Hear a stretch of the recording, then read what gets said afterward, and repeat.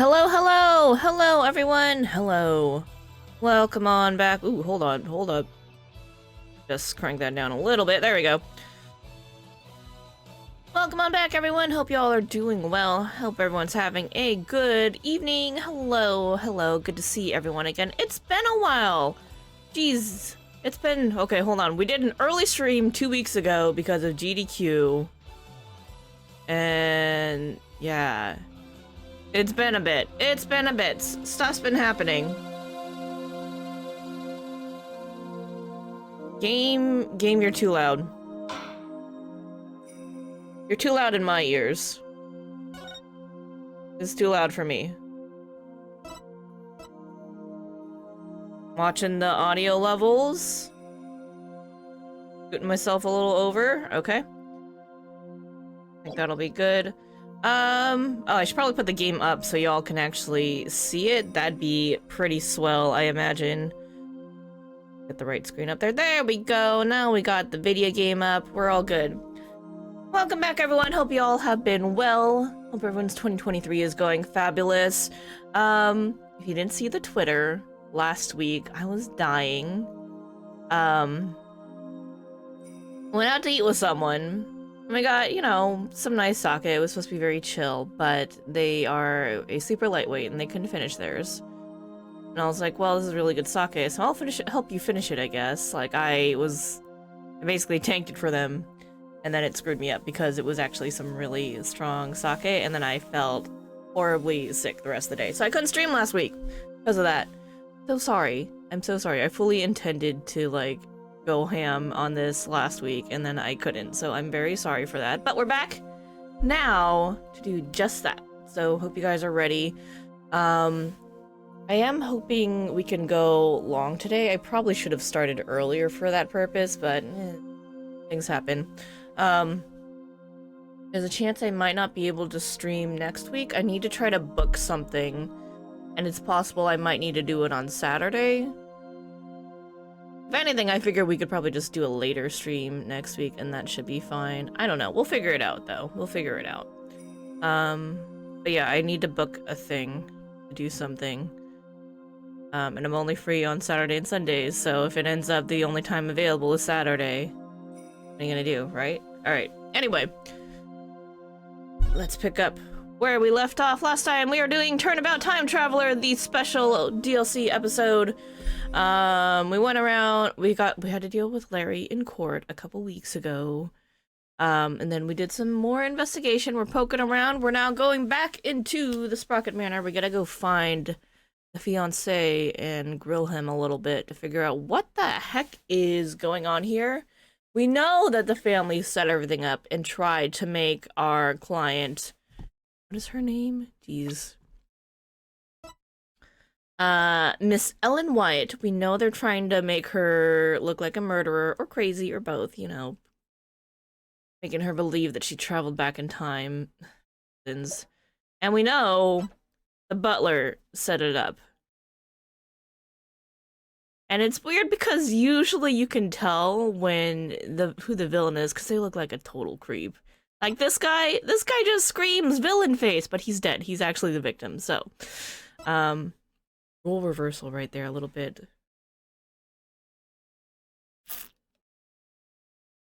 And he's got the evil shoulder pad. Right now, he's our prime suspect for the guy who's up to no good here. But was it really all his plan? Was it the family that put it up to him? Or put him up to it? We don't know. One of the weird things is, for Butler, he has an awfully weird amount of power over, like, everybody. So, that's a bit sus, too. We don't know what the deal is. And this is the sister who died from a car accident. So that definitely has something to do with whatever's going on. We just don't know what yet.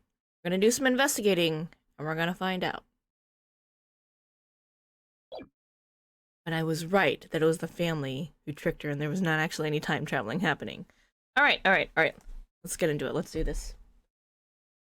Let me pour myself some tea. More tea. Poured myself a little tea because it was still brewing. I just wanted a little tasty taste. Got iced tea, I got hot tea, I got water. I'm all set for a nice long haul here. And hopefully the internet holds up, because yesterday when we were trying to do a makeup stream for Thursday, because things happen on Thursday, life happens sometimes, you know? The internet kept going out. Really annoying. We'll see. We'll see what happens. Alright, September 22nd, Sprocket Manor, foyer. I still can't get over how gorgeous Sprocket Manor is. Just don't touch anything. I wasn't going to.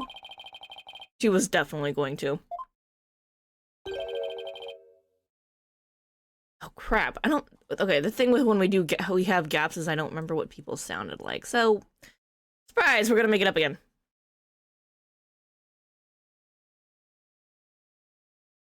I was told I had guests. Thank you for seeing us, Soren. We know you're busy. We'd like to ask you a few questions about the case, if you wouldn't mind.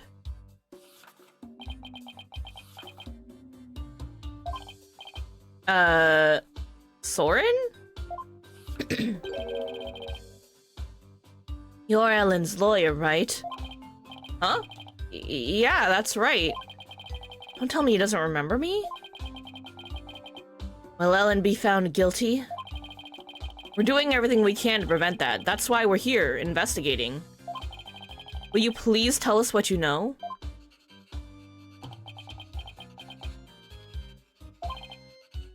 Soren? Alright, fine. What's that pause all about? We've already looked at everything, right? No more looking around, nothing to look at? Yeah, we've looked at everything. We're good there. Oh, wait, we can look at this again? Aha! Coming back to hear more about my camera, have you? I'm sorry, but I'm afraid I'm really busy right now. Oh, what a shame. Well, if you ever want to talk about cameras, come back and see me anytime. Sounds like even his own family members don't want to listen to him. That's just sad.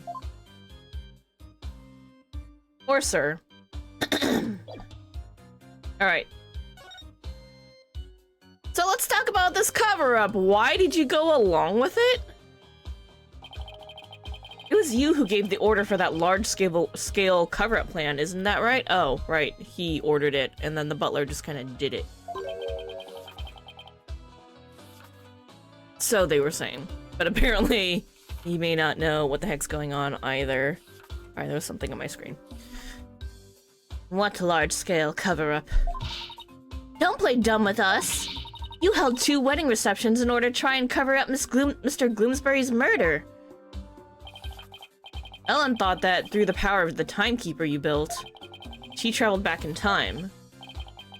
Ah, so that's why there were 2 receptions. Did they, like, not tell him? They were just like, we're just gonna do it again, and he just kind of went along with it? That's what it seems like, and that's weird. You're strange, buddy. Hold on, let me try something. Hmm? I really wanted to try the auto-framing button. I don't know if I like it. Does it move me?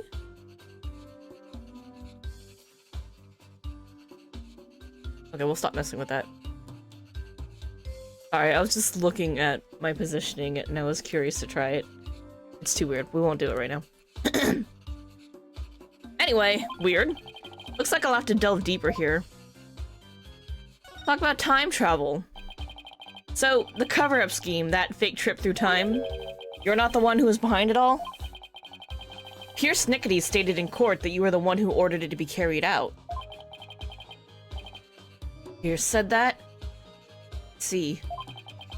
You leave him in charge of everything around me. So whatever he decides is, in essence, my decision too. So I take it that you didn't know anything about the cover-up. That's none of your business. Isn't it, though?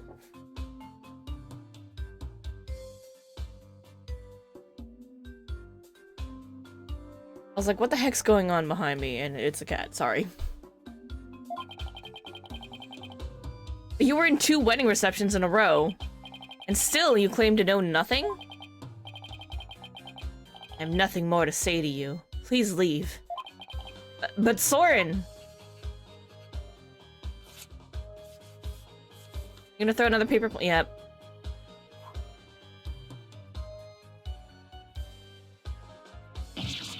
Ow! Oh, there's something written on this airplane. Let's see. Go away! Doesn't get clearer than that, huh? He's looking especially uncooperative, but maybe I can grab his attention somehow. There's still that one piece of evidence I don't know much about. Worth a try.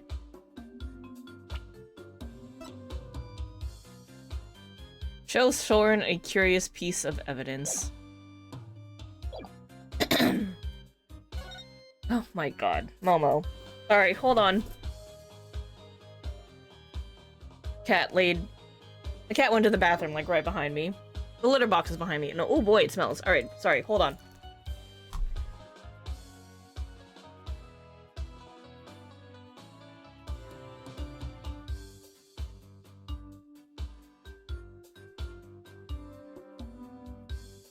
Thank you.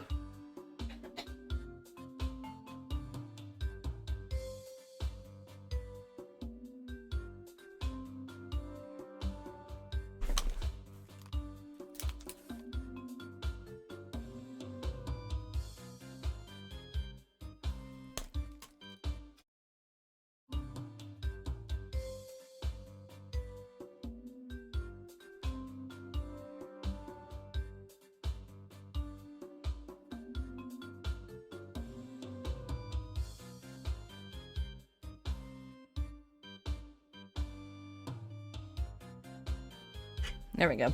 Okay. Alright, what was the curious piece of evidence? It's been a while.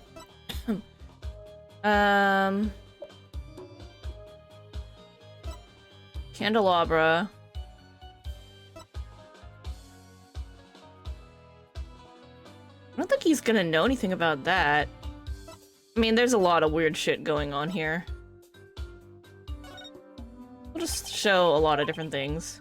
Does this bring anything to mind? Nope. Alright. Maybe we should start with the timekeeper. Something that actually has relevance to him. My fan is not going... It's unfortunate. This guy really doesn't want to talk, does he? Alright, let's try the timekeeper. What are you showing me that for? Mr. Sprocket! Can't read him at all. Not even with an item as loaded with sentiments as this.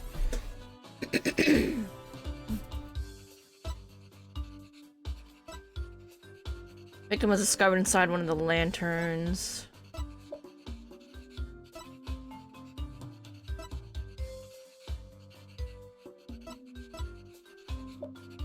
I mean, I guess we'll do this. Nothing.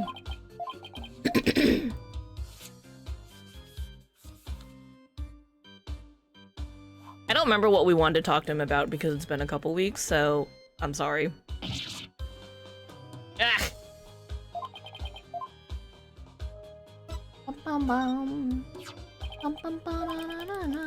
Oh, there we go. Shit, sorry. Soren, have you seen this before? That's... Soren, what is it? Furiously clicking his pen. Nothing. Why did his whole demeanor change all of a sudden? He's shaking? He's gone as pale as a ghost, too. Ooh, he fainted. Soren! Nick, look at his stomach. He's bleeding. Oh my god! Somebody help! Soren's collapsed! Why are you bleeding? Master Soren! Get him to the hospital, quickly now!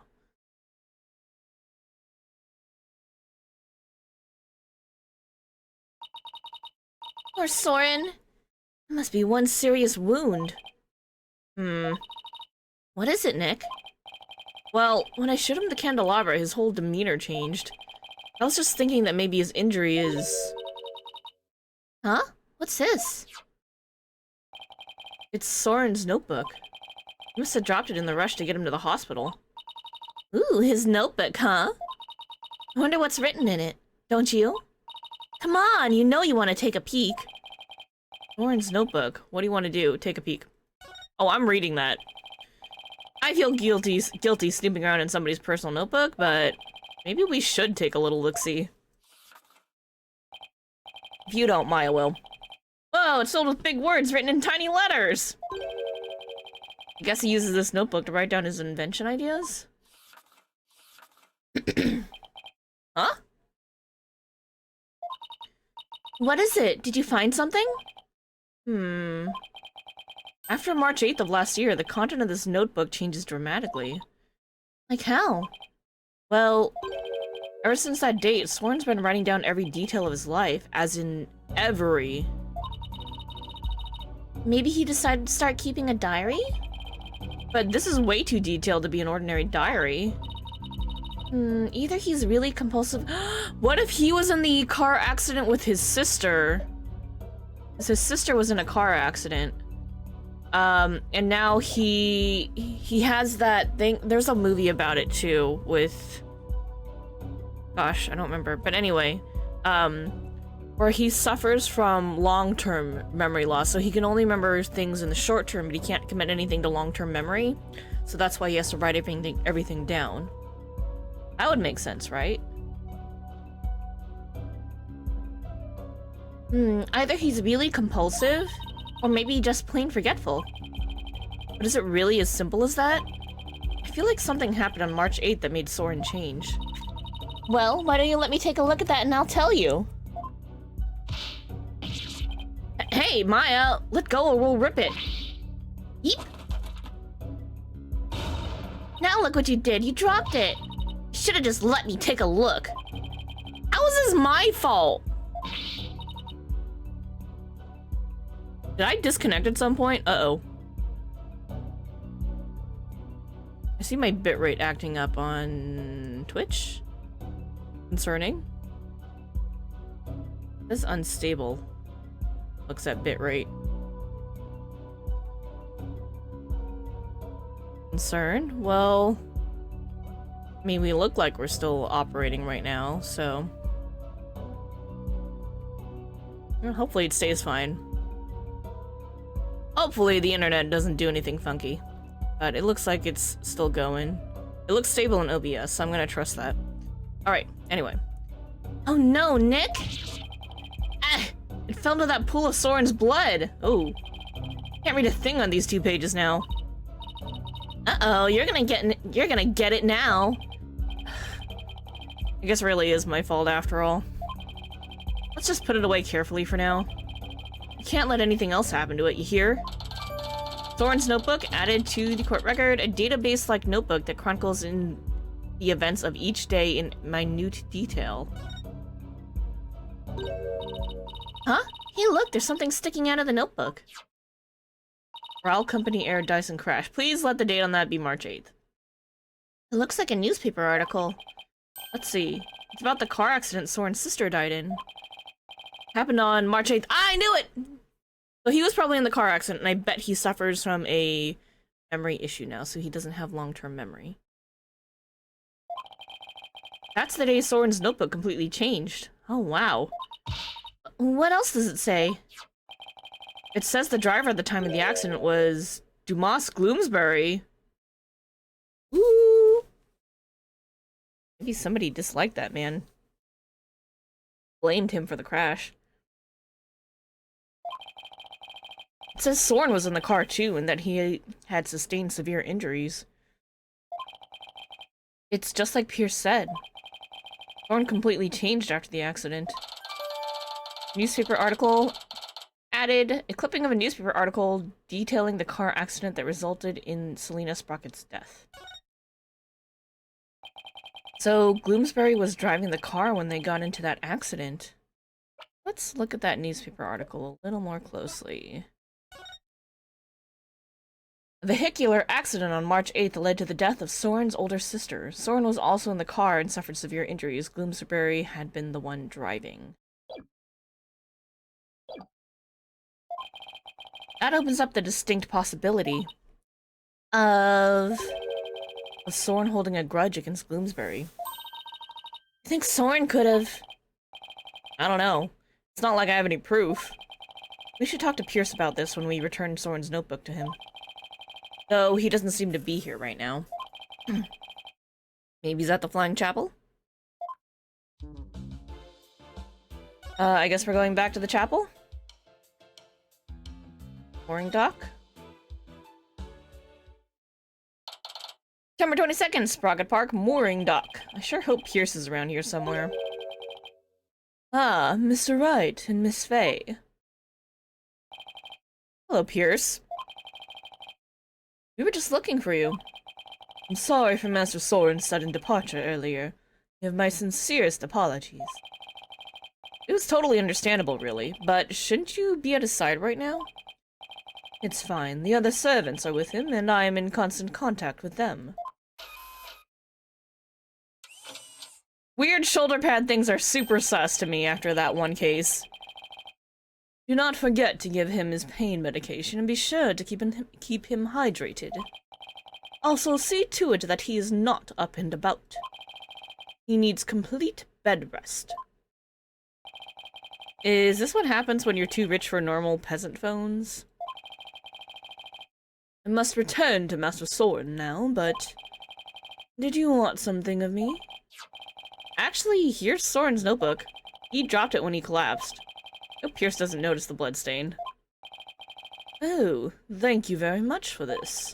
I'll see to it personally that Master Soren gets it back. Thank you. Soren's notebook given to Pierce. I trust you did not look inside. Me? Nah, why would I do something like that? That'd be weird and creepy invasion of privacy. Oh, of course not. Because it is filled with numerous patent-worthy ideas, you see. Look, I know you're busy, but would you mind if I asked you a few questions about the case? Just change the subject. Well, as I said, I must be getting back to Master Soren. So if you could make it quick, I would greatly appreciate it. Alright, I'll make this as quick as I can. Let's talk about shit. The cover-up. I'd like to ask you about the cover-up you tried to pull off, if you don't mind. I told you everything there is to tell in court already. Disposing of anything that may harm the Sprocket family's reputation. Simply a part of my job. Sounds like a lovely job description. I have nothing more to say on the matter. I will say, I do not think it's wise to spend time on topics that have already been discussed. Well, actually, I think that's perfectly wise if you have new info about it. For me to dig at you a little bit. I don't know if we do, though, but just saying. Worth revisiting things sometimes. Anyway, right.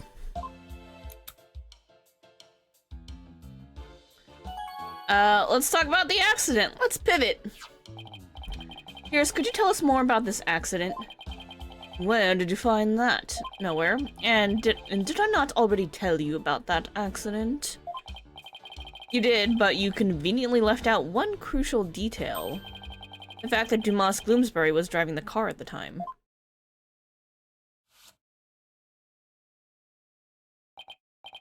Oh, did I not mention that? I suppose it simply did not come up then. If Mr. Gloomsbury caused the accident, why didn't the Sprocket family fire him? Wouldn't that usually be the natural consequence of such a huge mistake? Please do not misunderstand. Gloomsbury stayed on with the family. On Master Soren's request. Oh. What? Why? That's the type of person that is the type of person Master Soren is. That's a little sus. Perhaps it was the influence of Miss Selina's kind nature. She was such a sweet person that even in her last moments she thought of Master Soren. Not only did Soren not hold a grudge against Gloomsbury, he insisted on keeping him on.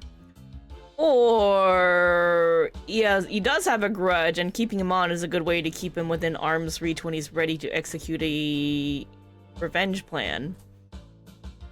Because they let him go, then he can't get his revenge, because who knows where he's gonna go off to.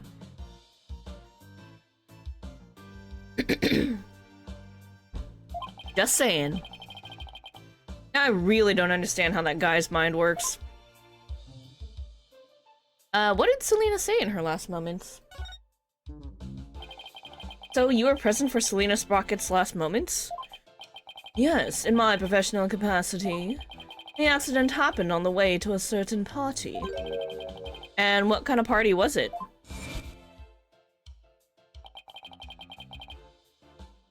He has the same timepiece that she does. This was hers.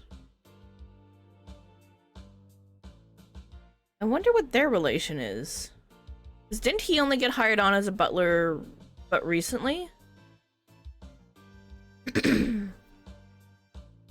Or was her death, like, very recent, and he was... I need to know, like, exactly how long ago this was. Like, I don't have time can't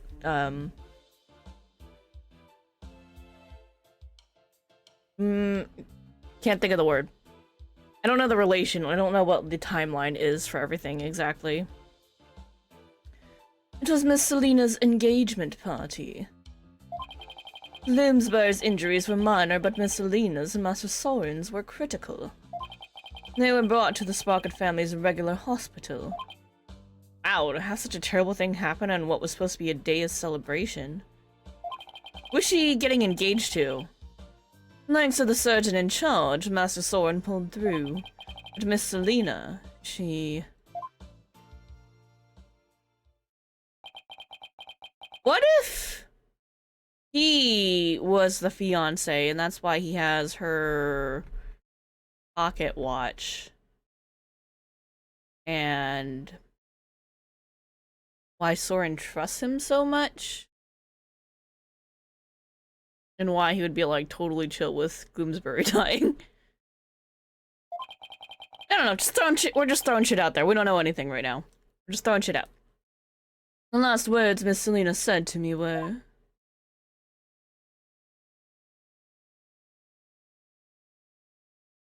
Assuming this is him.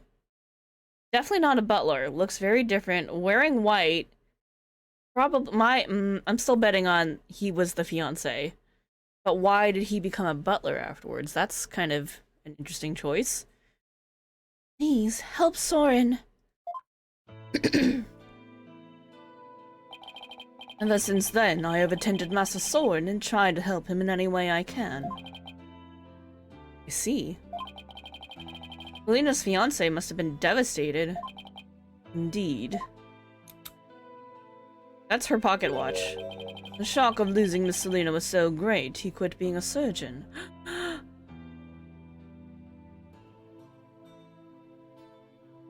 Are you a surgeon? Was that you?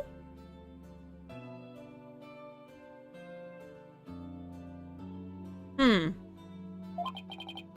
was a surgeon? Wait, so the surgeon who tried to save them both, was he... Yes, he was Miss Selena's fiancé. Ooh, that's rough. That's some deep shit right there. What a terrible tragedy. Oh, awful. So, where is her fiancé now? Other than probably standing right in front of us. Good question. I wonder that sometimes myself. It's definitely him, right? I'm 100% on the guess that it's probably him. And if I'm wrong, then so be it. But that's where I'm putting my bets right now. So Selena had a fiancé. I'd like to find out more about him, but I doubt I'll find him anytime soon. Right there in front of you, Phoenix. Don't think I didn't notice that pocket watch. So, are we done here? I'm afraid I must be going. Could you please just tell me a little more about Soren? There's nothing more to tell. Can't seem to get any real answers out of him just by asking him questions. But there is that piece of evidence I still don't know much about. Maybe he'll be able to tell me something about it. Candelabra? Is that what we're doing? Are we doing candelabra again?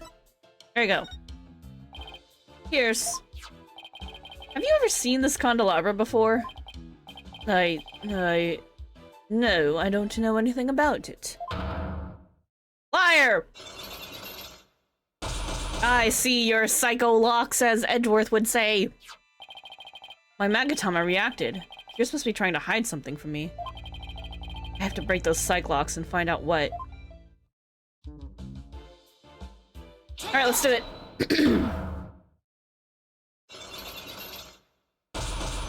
Bam, bam, bam! Here's the secret. Pierce! You're hiding something from me about this candelabra, aren't you?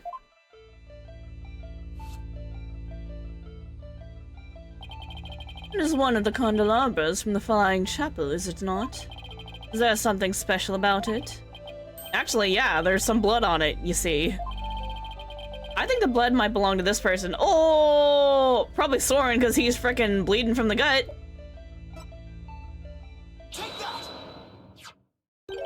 Soren has a rather nasty wound on his body, doesn't he?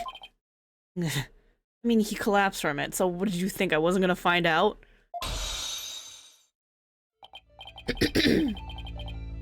Yes, Master Soren is indeed injured.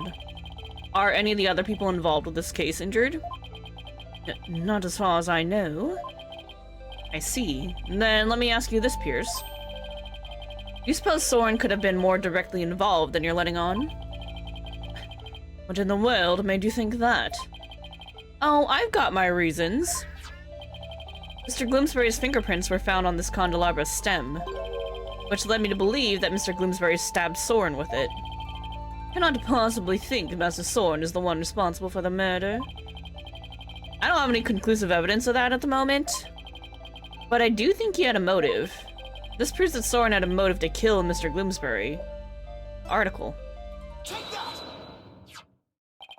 Even though it was an accident, Mr. Gloomsbury was the man responsible for taking Soren's sister away. Alright, alright. Easy so far, easy so far. Let us suppose that Gloomsbury did stab Master Soren with the candelabra. Can you prove that it had anything to do with this case? He might have been stabbed at some other location for some other reason. Sorry, but I can prove it was related to this case. Oh, really? Soren's stabbing and Mr. Gloomsbury's death are definitely connected. Are they now? This is the piece of evidence that ties Soren's injury to the Gloomsbury's murder. Is it this? Because it's on the side of the lift? A bloodstain was found on the side of the lift that goes between the hold and Vista deck. The blood matches the blood on the candelabra. I obtained the results straight from the police, so I can assure you this information is correct. The bloodstain on the lift indicates an important fact. It shows us that the murder was in the reception hall. Soren was there during the crime. Gloomsbury wasn't. Soren was there.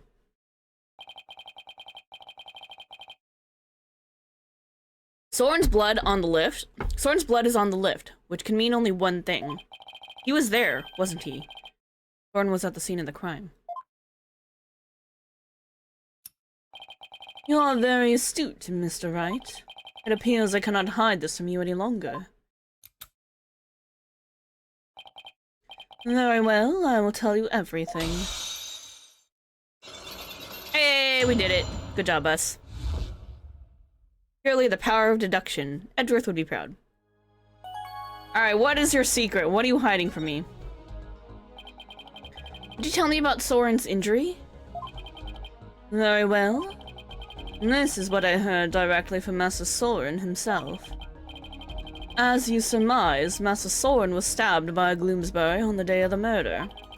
It happened after the first wedding reception.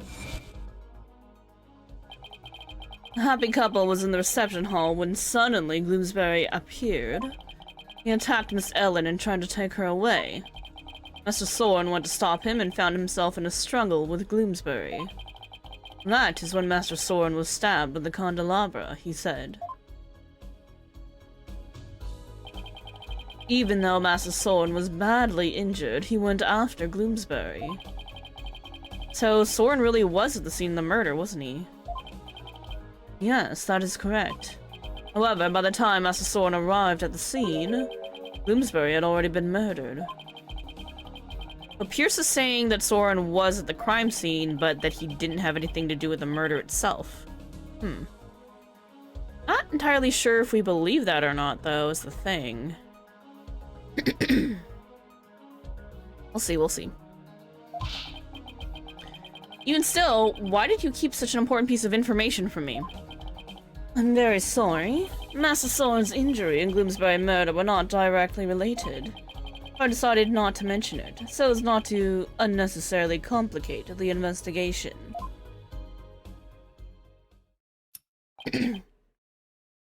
Now then. I'm sorry, but I'm afraid I really must go now. Please excuse me. Thank you for your time. You should have just told us everything in the first place and saved us all a lot of time. Yeah, but I guess it isn't that simple for him. He is the family butler, after all. He sure didn't make our job any easier, though, did he? But at least we learned something new. Soren was at the scene of the crime. That's true. One step forward is better than none. So, what next, Nick? Let's see. The forensic team might be done investigating the reception hall by now. Let's go check it out. Sounds like a plan.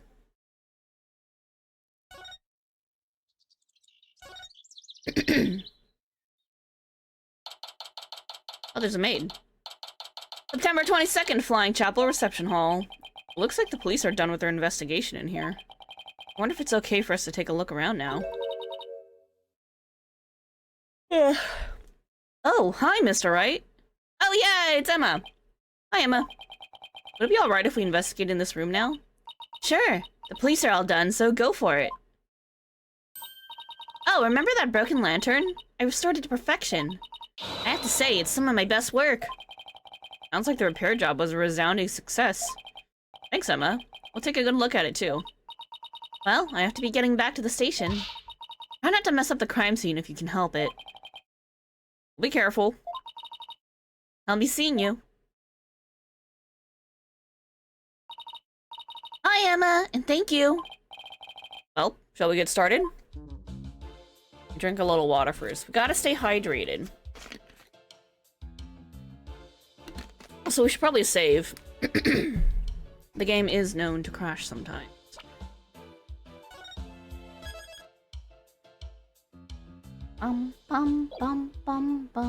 Alright. So...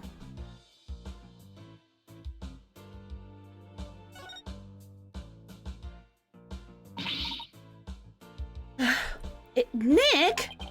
What's wrong, Maya? This hasn't moved an inch since the last time we looked at it. It would be pretty creepy if it had. Look, we're in the middle of an important investigation, so try not to shout, okay? I was just hoping it'd change somehow, you know, so it'd be more interesting. The last thing we need is for things to get more interesting. Maya?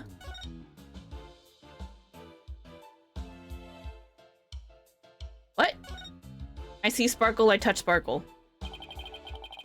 This is where the murder weapon, the timekeeper, was displayed. I guess it's in police custody now. Huh? What's this, a key? Let's ask the maid about it. Good idea, she might be able to tell us something. Excuse me, could I ask you a question? Oh, of course! What would you like to know? You know anything about this key? It's the key that starts up the timekeeper. Startup key? That's right. Oh, the first startup of love ceremony was so beautiful. The bride and groom each had a symbol of their love, and when they put them together... Oh, how romantic it was.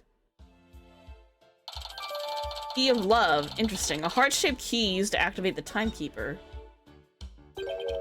First startup of love ceremony? What exactly did that entail? Oh, it's a ceremony in which the couple activated the timekeeper together for the first time. I suppose it was kind of like a cake-cutting ceremony. And what are these symbols of love you mentioned? Well, that's kind of an industry secret, so I can't really say. I'm sorry, I'd better get back to my work. Looks like there's an order from above not to talk about it. Hey, I think that tablecloth is new. They must have changed it since yesterday. Huh? How can you tell? Because the food stains that were there are now gone. Should have known it's because it's food related. Oh my, I never change. Another beautiful day outside, isn't it? Yeah, if only it wasn't the scene of a murder, we could really enjoy it. True. Must be tough for the maids to have to work on a beautiful day like today. Oh, we don't mind. Whoa, I didn't think you could hear me way over there. Don't think of it as simply cleaning. It's more like we're wiping away all of the sadness stuck to this airship. Wow, talk about devoted.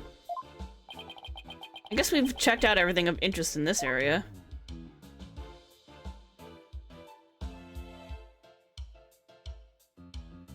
Bum bum bum bum bum.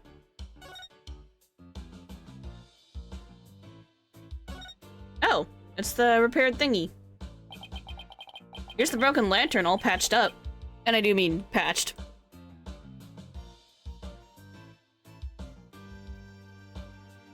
Gorilla tape, it solves everything.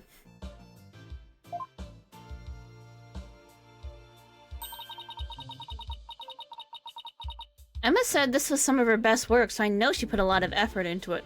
Hold up. But aren't the handles switched? Because on the other one, the gold handle was on the outside, if I recall correctly. And then the handle on the inside is the one that they didn't bother to paint because they're like, no one's gonna see it. And that's the one that's covered in the blood.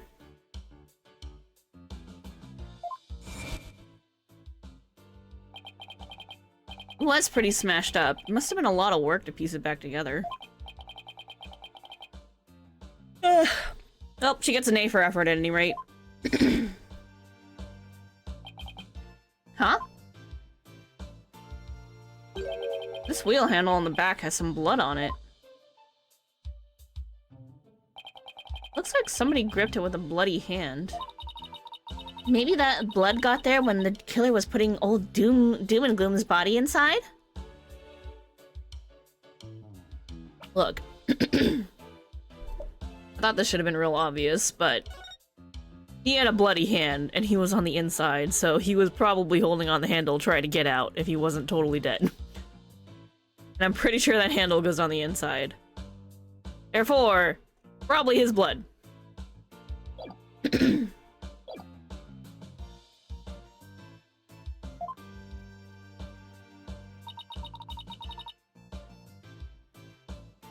You see anything else worth noting? Well, there's another one of those lanterns over there. It might be a good idea to really compare the two later. The lantern in which the victim's body was found, Emma restored it, but something about it still seems off.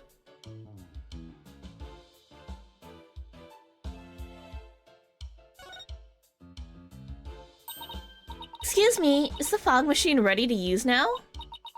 No, I'm afraid not. We only put dry ice in it when there's an actual reception. I see. That's too bad. She still wants to blast me with a cloud of smoke, doesn't she? Maya, please! Okay, hold up. Can we look at this one again now? Yeah, we can. See, the gold one goes on the outside! This is the unbroken Pegable lantern.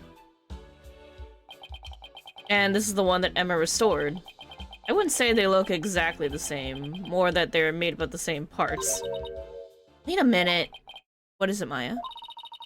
I think there's something off about this Pegable. I mean, just about everything about it looks off to me. She tried. She tried! I'm not quite sure what it is, but some detail isn't quite right. Show me the restored lantern again? Hey, I know, it's this, right? What? Where? The handle. The handle! The thing I've been saying! Color of the wheel handle. Look, it's the wheel handle. It's a different color altogether.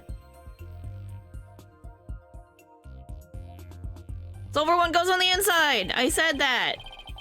Emma got the inside and outside wheel handles switched around. Oh wow, you're right! And there's blood here on this handle, as if somebody gripped it with a bloody hand. Right. Which means that the blood got on the handle from inside the lantern. Again, gonna point out that photo of Gloomsbury, his hand is bloody, so, you know, it's probably his blood. You think the blood got there when the killer was putting the body in the lantern? No. I think he wasn't fully dead. It's really hard to say at this point.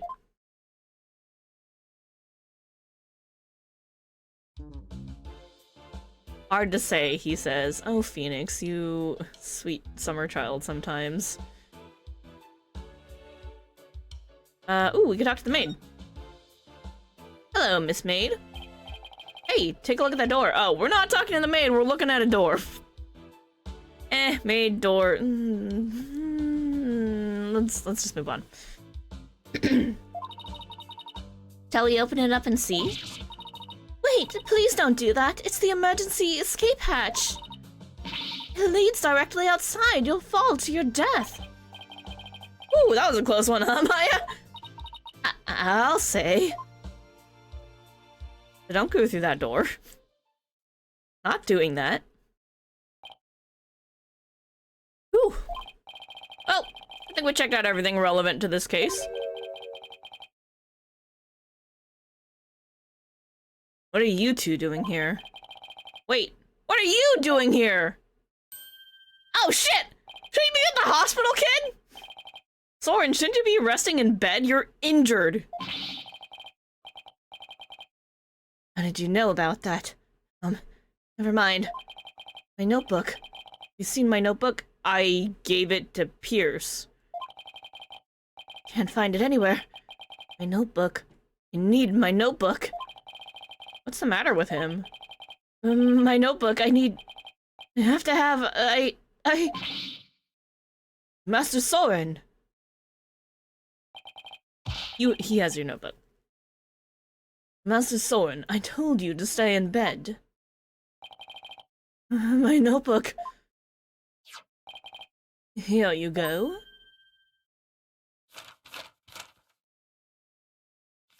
You okay, kid? Yes, this is it. So Soren gets emotionally unstable without that notebook of his? Ooh, that's interesting. Ew. Looks like he's calmed down now. Soren, do you mind if I talk to you for a minute? Not allow you to do that. What if his wound were to open up again?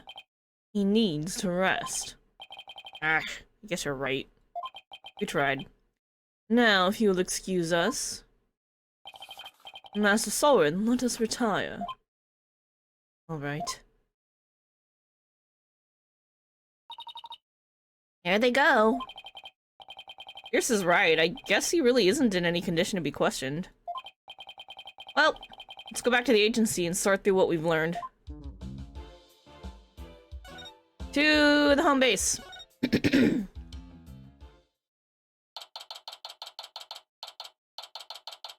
September 22nd, Wright, anything agency. We're back. Anybody here? Oh, hi, boss. Athena? I thought you were with Trucy. I guess you could say that I'm taking a short break. But enough about me. What about the investigation? Did you find out anything? Well, it turns out that the third person Ellen says she saw at the crime scene might have been Soren Sprocket. What? Really? I always thought he seemed suspicious. Thing is, by the time Soren got to the Vista deck, murder had already occurred, apparently. So they say.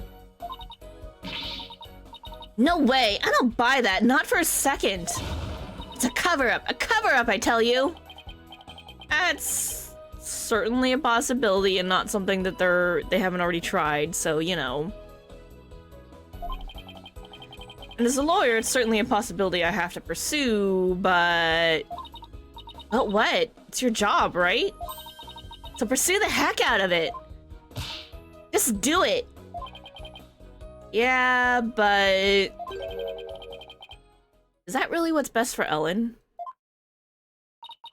Soren could be found guilty if the truth comes out tomorrow. But if we don't pursue this possibility, Ellen could be found guilty instead. Oh man, either way it sure doesn't spell out happily ever after for the two of them. So what are you gonna do, Mr. Wright? I can't let an innocent person get convicted. I guess all I can really do is pursue the truth. Even if it ends up devastating Ellen. What a tough call to make. Still, there's always a chance, right? Maybe something will come up during the trial that will save their marriage. I hope so. I really do. Well, Maya, let's go. Break the news to Ellen, you mean? Yep. Mr. Wright, please take me with you. I bet I could help you counsel Ellen through this piece of bad news. Tina, I appreciate the offer, but don't you have somewhere else to be? Do I? And cue Trucy. Athena! What are you doing here? I've been looking all over for you. Come on now, let's get back to practicing. No, wait! My body can't take it anymore! Boss, you gotta help me! A lawyer always keeps their promises, Athena. But boss! You bail on me one more time, Athena. I'm gonna use a real blade on you. Eek! Hi, Athena. Sorry, Athena, but somebody's gotta do it. Better you than me, though. Hang in there, kiddo. Phoenix, that's harsh. Come on, Maya, we'd better get going.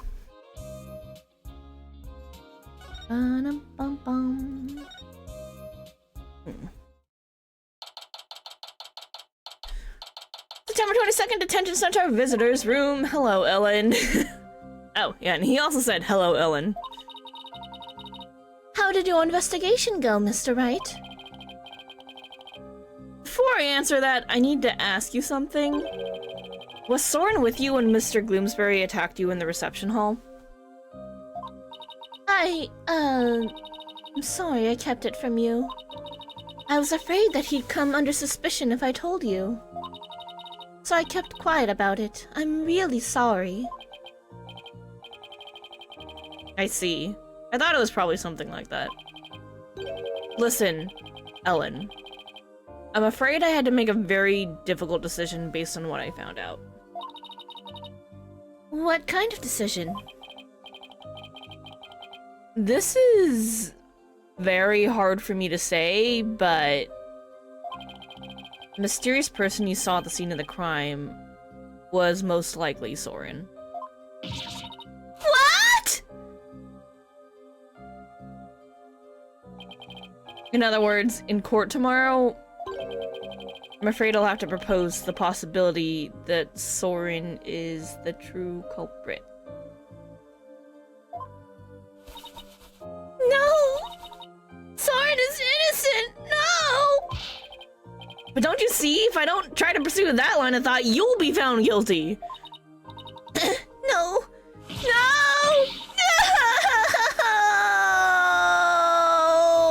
Oh my god, the waterworks.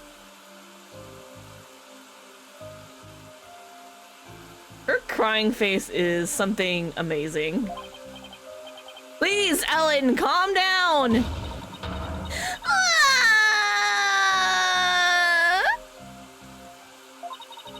Soren just can't be found guilty. I'm not sure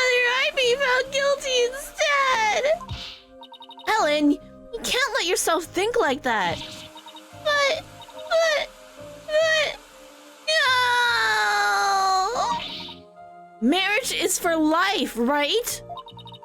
You really think you can run away from the truth and still be truly happy with him?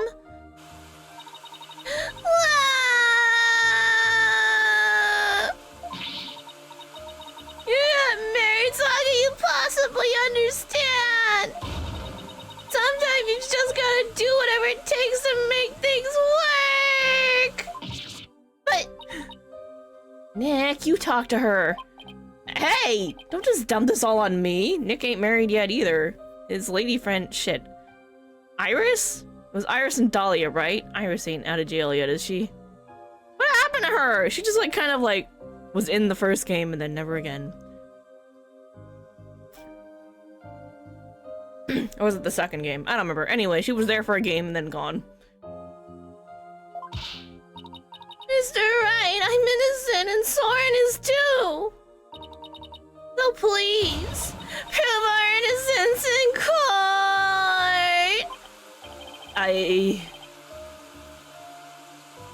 I'll certainly do everything in my power.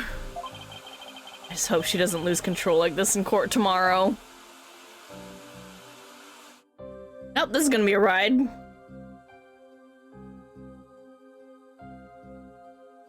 Will be continued. Heck yeah, we're saving. Alright, should we do a quick little... We'll do a quick little break, I think. Let me play you guys some music. We'll do a short break. I'm gonna go to the bathroom really quick and then... We'll come back. I'll be back in 2 minutes. See you guys soon.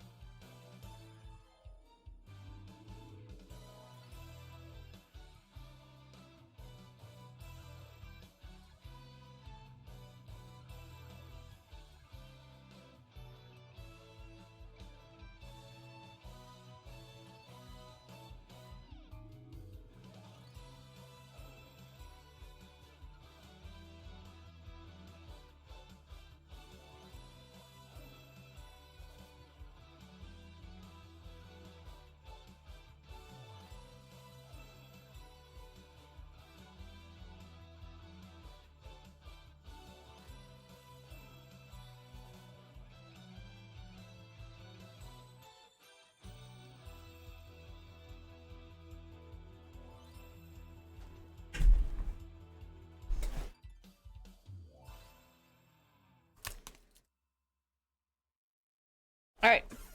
Oh shit, sorry, was the music not even playing? Oh, it was. Okay, we were just in between songs when I got back, and that was weird. I'm sorry. Alright. Continuing on, let's go. September 23rd, 8:50 a.m. District Court Defendant Lobby number...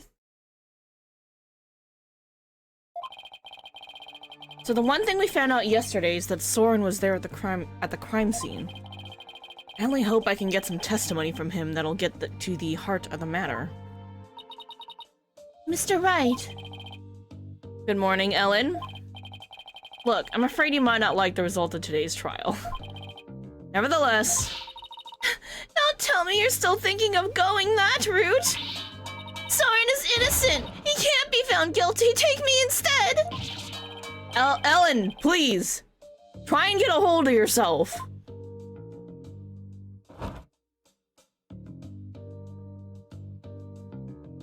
Gosh, she recovers so quick. I believe in Soren with all my heart. How dare you doubt him? Sorry. Regardless of which one of them is found guilty today, it's gonna be devastating for Ellen, isn't it? That's why it's probably the butler! We'll just have to do everything we can. That's the best we can do, you know? Trial's about to begin, Mr. Wright. Alright, let's go, Maya. Yeah.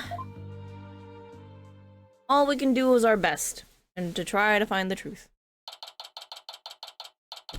September 23rd, 9 o'clock a.m., District Court, courtroom number 6. Day 2, court is now in session. All rise. Court is back in session for the trial of Ellen White. Defense is ready, Your Honor. Prosecution is ready, Your Honor. Oh yeah, I forgot Edgeworth is our opponent here. Let's see now. Where were we? In yesterday's session, we found out about the Sprocket family's conspiracy to cover up the murder of Tomas Gloomsbury with a second reception. Taking advantage of our collective shock, the defense, as usual, made a nonsensical claim. Namely, that there was a third person present who struck the victim. Objection! Hey! Don't try to make it sound like I made it all up! The defendant herself made a statement about the existence of a third person, and further investigation has only proven her statement to be true. And I presume the defense intends to focus on proving the identity of this third person? Is that all right with you, Mr. Edgeworth? Indeed, Your Honor. In fact, I predict that the defense will most likely attempt to name Mr. Soren Sprocket as the true culprit. Hey! I know you had access to the same info, so, you know. Figures you'd come to the same conclusion, but stop putting doubt on the thing before I got a chance to do my thing! How did you... Look, the police work with him. Anything Emma knows, he knows. The driver during the accident that killed Mr. Sprocket's sister was the victim. Therefore, Mr. Sprocket had a motive to murder Mr. Gloomsbury. That's what you plan to assert, is it not, Mr. Wright? Am I that transparent? Yes. Edgeworth and Wright, Phoenix, know each other way too well now, so, you know.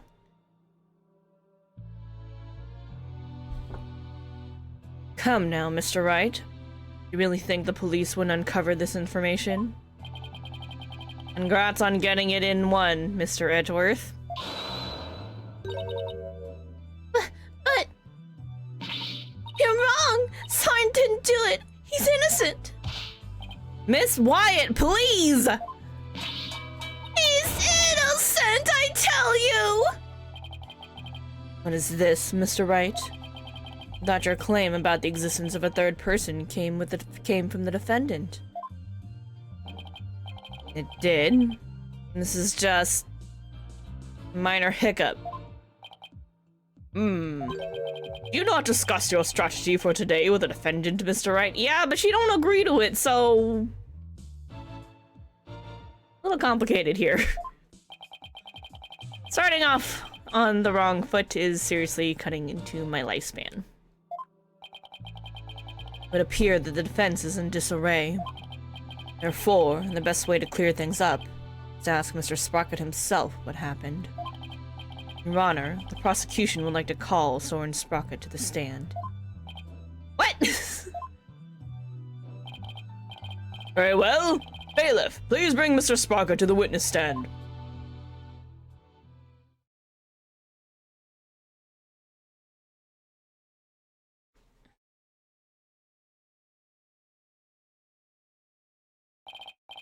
Witness, please state your name and occupation.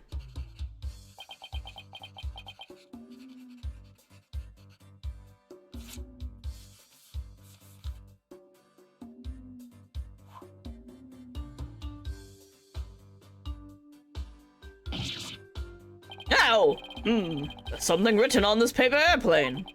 Let's see. Soren Sprocket, Managing Director of Sprocket Aviation.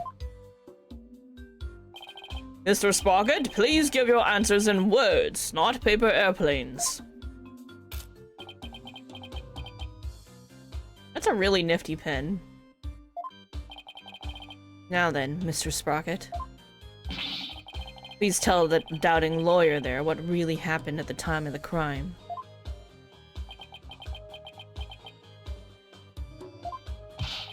Well, Mr. Sprocket?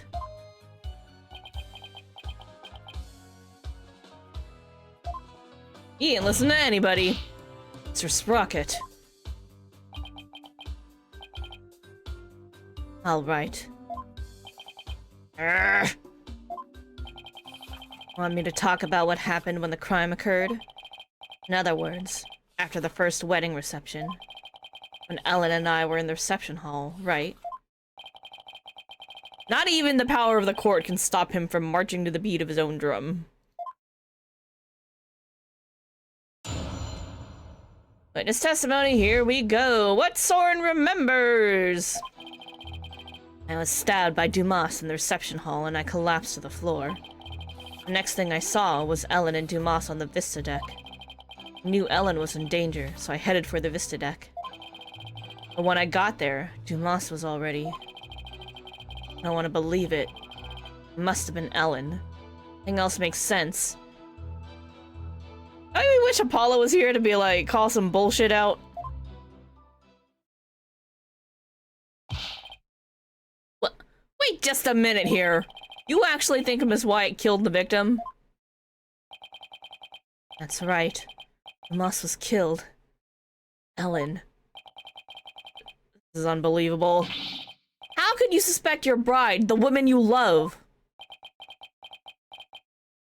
Objection!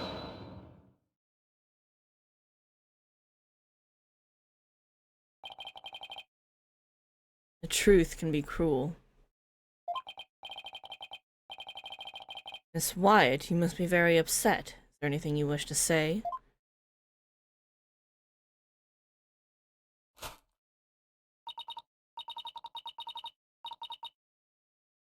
Oh my god, she looks so devastated! No. I can't believe this. Soren. I thought that at least you believe in me. Best way now to show your love for your groom is to admit your guilt and try to atone. Soren. Hold it! Mr. Edgeworth, I haven't even cross-examined the witness yet.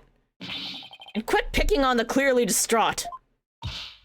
Yeah, that's so not cool, Mr. Edgeworth. Court is where we seek truth. The truth is unyielding even to the truly pitiful. Mr. Edgeworth? I find it distasteful to make a lady cry. Ha! Hit to your honor, sucker. So what are you gonna do, Nick? If the third person Ellen saw on the Vista deck was Soren, then we have to prove Soren was there at the time of the murder. Hey, Mayhem! Welcome on back. First time in 5 years you can say you just got home from work. Congratulations! Welcome back. Welcome home, by the way. Hope you're having a great start to 2023. Sounds like it. Very exciting news. We are just trying to figure out this conspiracy shenanigans. As always, as is always the case, we've got a distraught bride who's like, oh shit, my fiancé also thinks I'm a murderer? So sad, so sad. So that's where we're at right now. We gotta do some cross-examining. I don't see any obvious inconsistencies in his testimony, but we have to push forward.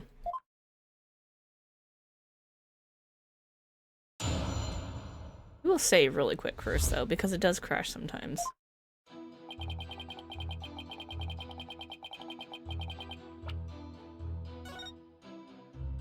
Saving. Alright. He says he was stabbed in the reception hall. That's not true. We found blood elsewhere. Please tell me please tell me everything you can about when you got stabbed. After the reception, Elle and I were enjoying a moment alone in the reception hall. Then Dumas appeared and stabbed me. He grabbed Ellen and the timekeeper and left the reception hall. Did Mr. Gloomsbury say anything at that time? I don't remember. After I was stabbed, I was immobilized by the pain. I see. Then he saw them on the Vista deck.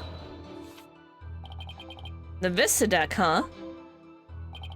But it was nighttime then. Could you really see them in the darkness? Hey! Yonako is coming in with a party of one. Hello, hello, welcome on in, Raiders. Hope you guys are doing well. Hope you guys enjoyed. What are you playing? Genshin Impact, I think? You guys had a good stream. Hi, I'm Sparkling Parfait. I'm a variety streamer. We're doing some Phoenix Wright Ace Attorney right now. It was short. Were you doing the New Year's event still?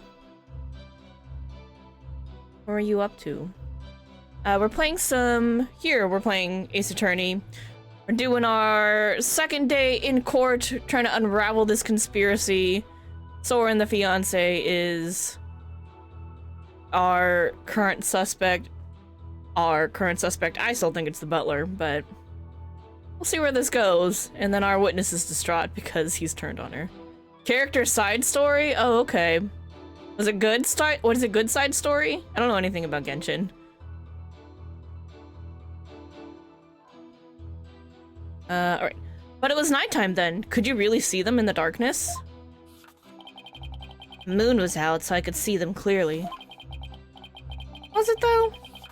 From the looks of it, Dumas was trying to push Ellen and the timekeeper off the side. So, you saw the defendant. About to be thrown off the airship, you say? It was an okay side story? Aw. Well, at least it was okay enough not to be a waste of time, I hope. I don't like when you're like, oh god, give me back the last hour of my life from this. When you don't like the story. That's right. Such a desperate situation, it would only be natural for her to fight for her life. And the murder weapon was right there within her grasp. Ugh, this isn't going well at all! I gotta do something fast. He knew Ellen was in danger, so he headed there. I understand that your bride was in danger, but were you really able to move with a stab wound to the gut? I was desperately trying to push the pain out of my mind. I see, so adrenaline kicked in and gave you strength, is that right? It showed off potential future character at the end of it? Oh, that's cool. I don't see much of anything in this statement I can refute. That's right. I almost passed out several times as I made my way to the Vista deck.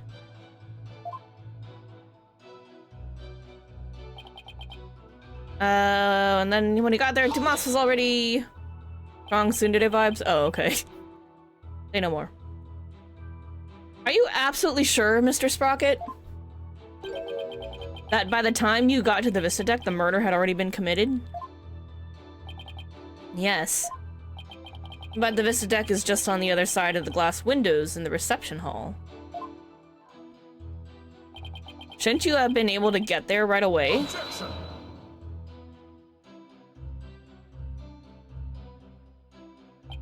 Mr. Wright, have you investigated nothing? The only way to the Vista deck is to go to the hold and take the lift.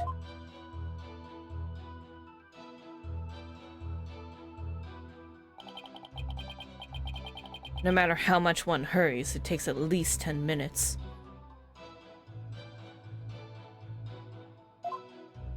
No one joined the raid? It happens. It's fine. Well that's unhelpful. But Soren had to have gotten there before the murder, or my claim won't stand. Do you have any ideas for me, Maya? It's definitely easier to prove that someone did go to the hold than not. I mean, you can't leave anything if you don't go someplace, right? Can't leave anything? Wait a minute, I think Maya's onto something here. The lack of a certain something actually proves that Soren didn't go to the hold.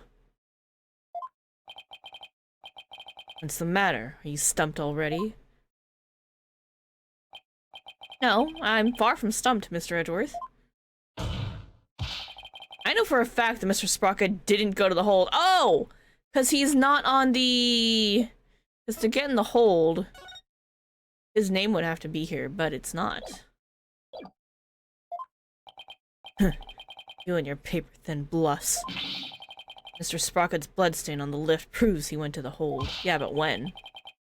What possible proof could you have that he did not, in fact, go through there? You want proof? You got it! You can do this, Phoenix. There's gotta be proof that Soren didn't go through the hold. He's not in the records. You need a keycard to go in. Well, Mr. Wright? This proves that Mr. Sprocket didn't go through the hold. Hold entry record. Take that! As anyone can see from the hold entry record, there's absolutely no mention of Soren Sprocket entering the hold. The defense asserts that Mr. Sprocket used a different route to get to the Vista deck. You can assert all you want, Mr. Wright. Can you actually prove another route exists? Can I prove the existence of another route to the Vista deck? I don't know about that one.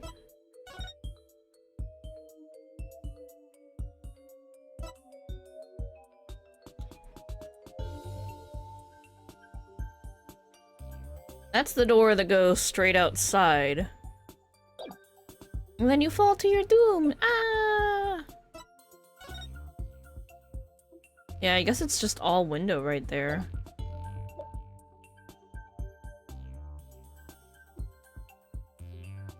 I don't know if that's something we can prove right now.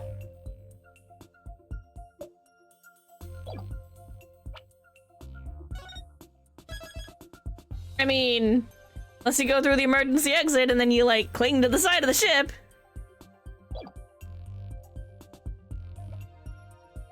Which seems a little unlikely, TBH, but, you know, crazier shit's happened.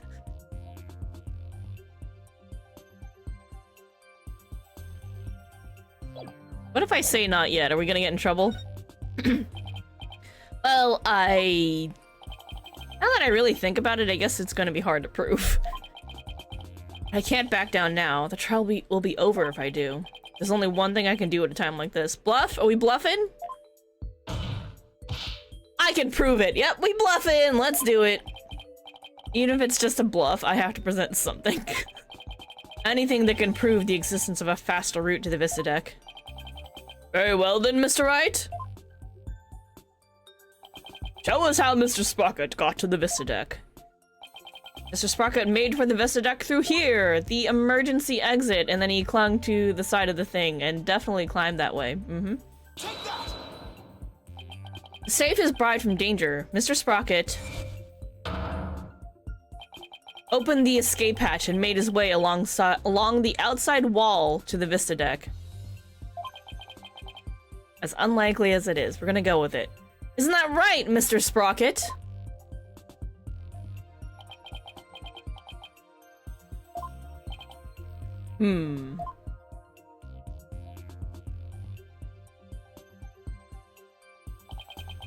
That would certainly be a much faster route to the Vista deck. Objection!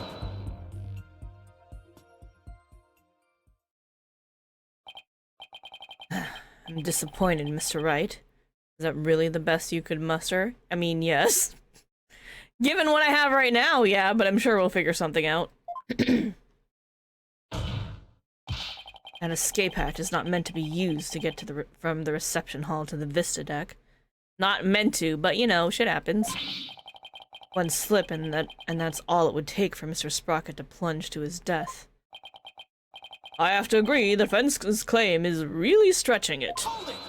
Hey, I understand how it sounds, Your Honor. But at this point, it's too early to definitively say that he didn't go that way.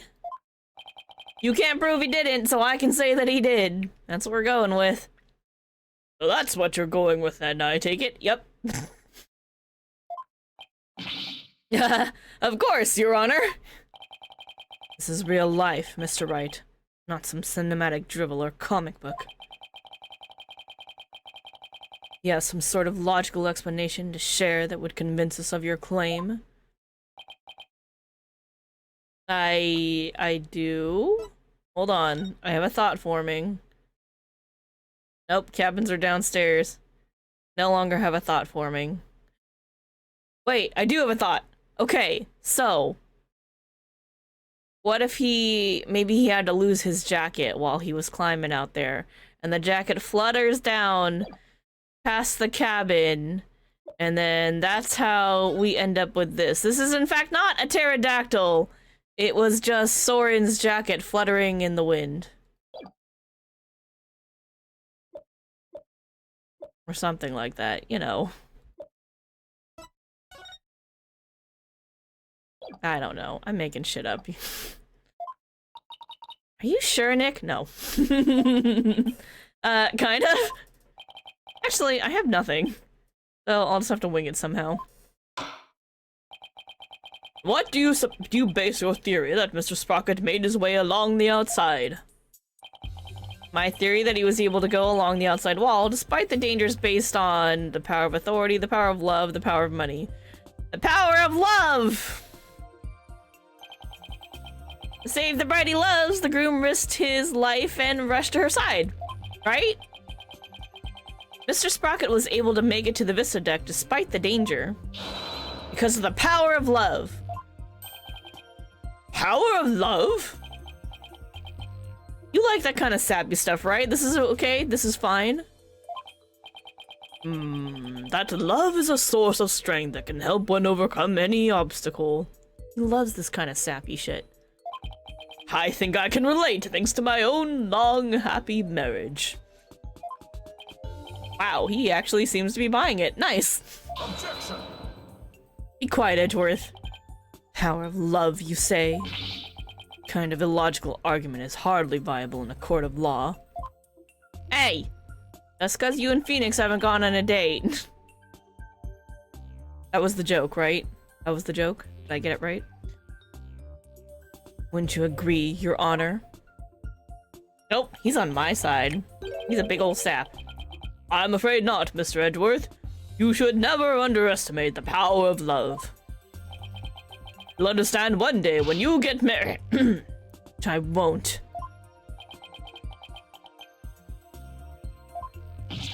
Exactly what is so wrong with wishing to remain unwed. Look at his face. Way to set him off, Your Honor. Never mind all this unscientific nonsense. You're aware, Mr. Wright, that at the time of the crime... Ow! There's a huge propeller turning at full speed between the hatch and the Vista deck. No, I didn't know that, but thanks for telling me. Even if a person were to go outside through the hatch,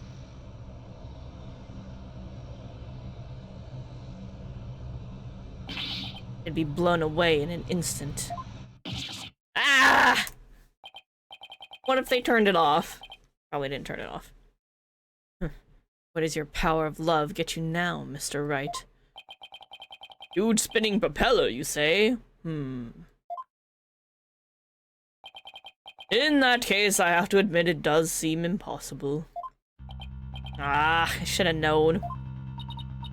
Nick, you can't make that kind of face in front of your client.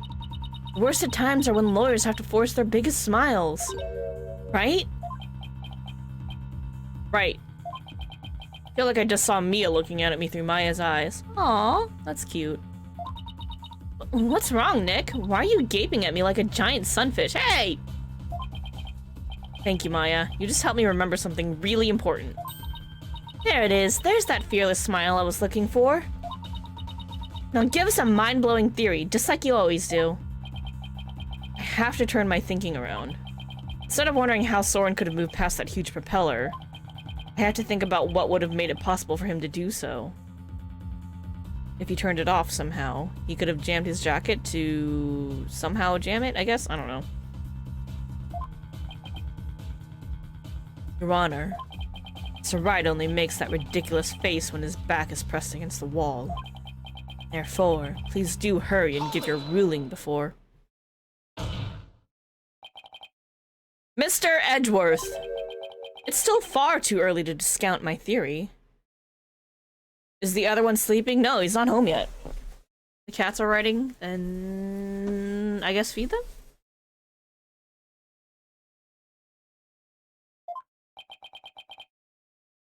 What are you talking about?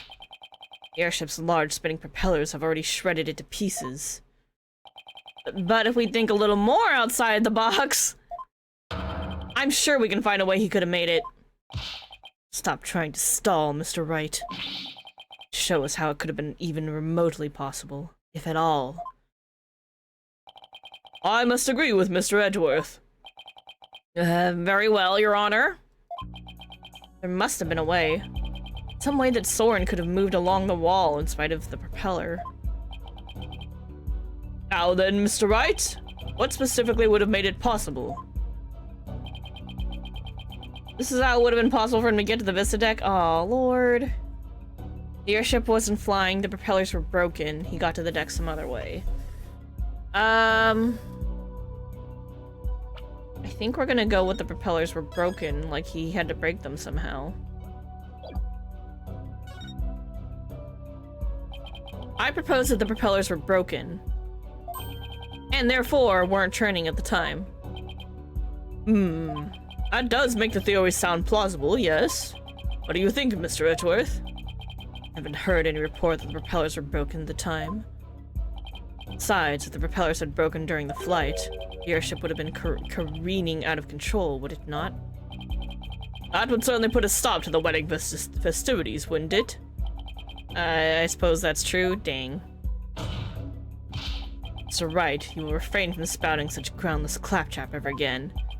Well said, Mr. Edgeworth. And Mr. Wright, here's a penalty to help you remember. Shit! If only the propellers were stopped for some reason, it would have made it possible for Soren to get to the Vista deck. Your Honor, please let me start over.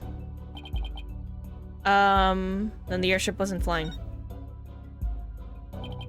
What allowed Mr. Sprocket to go along the outside wall in spite of the propellers is the location of the flying chapel at the time of the crime. The location of the flying chapel? Wasn't it flying high in the sky? No, Your Honor. I'm afraid it wasn't. What? Then where was it? At the time of the murder, the airship wasn't flying through the sky. Oh, yeah, I remember. 'Cause I was thinking that these were broken for some reason, and it might have been because they were using it to spout clouds outside to make it look like they were flying through the clouds, but it was really just the fog machine.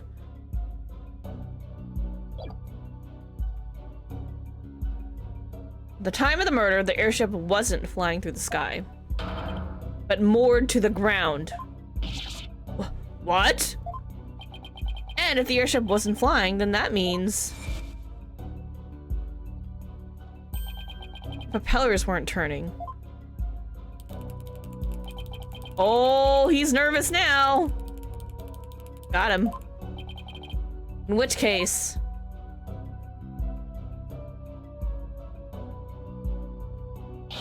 Mr. Sprocket could have gotten to the Vista deck along the outside wall.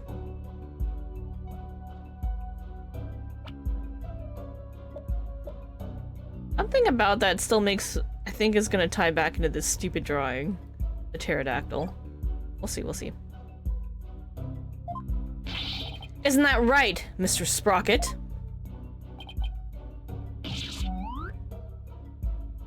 What? I don't remember. Did you just stab yourself with your pen? Is he okay?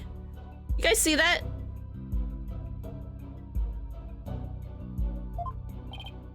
Ow, he stabbed himself with his pencil. That's gonna leave a mark. Objection. Oh, it's a mechanical pencil. Okay. Even if the propellers weren't turning, it would have been far too risky to go that way. Ah, but Mr. Edgeworth, you're forgetting about the power of love. Yes, the amazing power of love. Hey, Darjelinkling. No, I'm pretty sure the cats have not eaten yet, unless Neoneko just did it. Oh, you know. Go feed them with the power of love.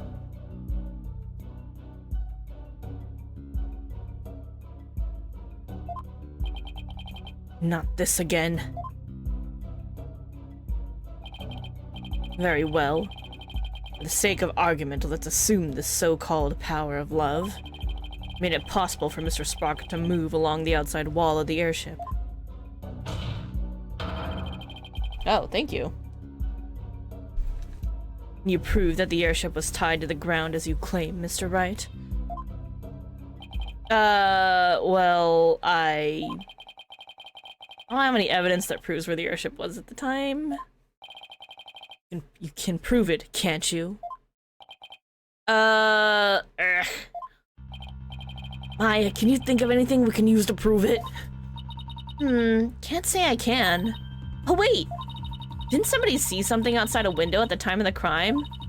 I think I remember someone saying as much. It was Larry! Do I have a piece of evidence that shows what was outside the airship? Well, what are you waiting for? You're gonna hate this. I'm gonna hate this. We're both gonna hate this. This piece of evidence shows what was outside the airship at the time of the crime. You're gonna hate this. I'm gonna hate this. Nobody's gonna win here. I'll just... Take that! Larry. This piece of evidence shows what was outside the airship at the time of the murder.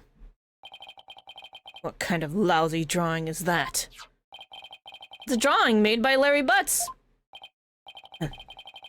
What can you prove with that poor attempt at artistry? Hey, this man made a children's book that's not really that popular, but also a little popular? I don't know. It's really hard to tell with Larry. Of some renown. Larry made this drawing before he switched the lanterns. So it must have been right around when the murder was being committed. Now, if I could direct the court's attention here... Is that a pterodactyl? Does that mean the airship actually went back in time to the Cretaceous period? No, it's Larry. Objection! Already proven that time travel's nothing more than a gimmick, did we not? We did, and I've no intention of bringing up that argument again. But this drawing shows us an important piece of information. It shows us that the airship was actually moored to the ground. And what makes you so sure? That's easy. All you have to do is consider who made this drawing.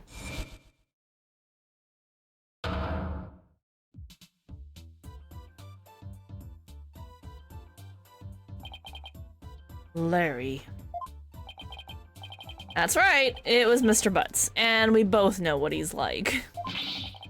You must have seen something else and mistaken it for a pterodactyl. I can't argue with you there. It's Larry. We both know. We both hate this. But it has to happen.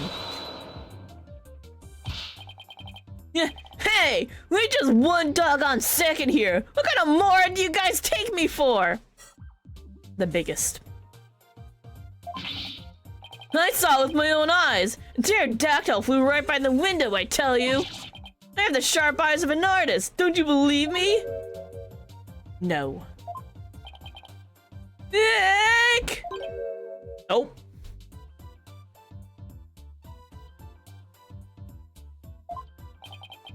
Some friends you guys are. What about the judge? You believe me, right, Your Honor?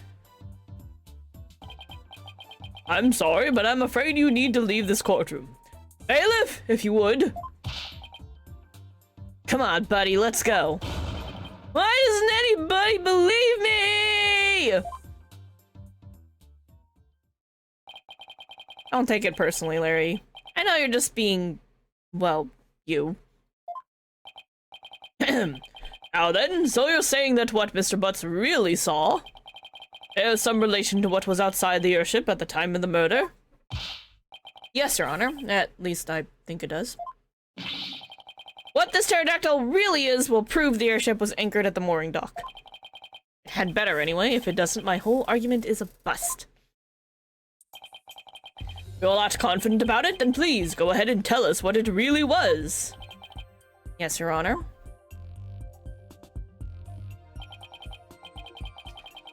Alright, what here could be a pterodactyl? Think, Phoenix, what could that pterodactyl actually have been? This broken signboard?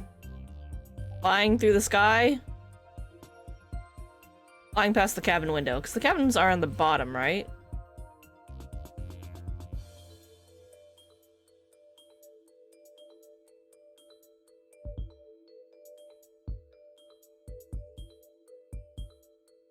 Yep, we're gonna go with this. Take that! Please take a good look at this sign. The sign? It appears to have been broken and then repaired. What does the sign have to do with the pterodactyl? It was probably the pterodactyl. Please focus on this part of the sign. It does kind of look like a pterodactyl, doesn't it? The part that broke off and got reattached? What about it? How about if we turn it like this?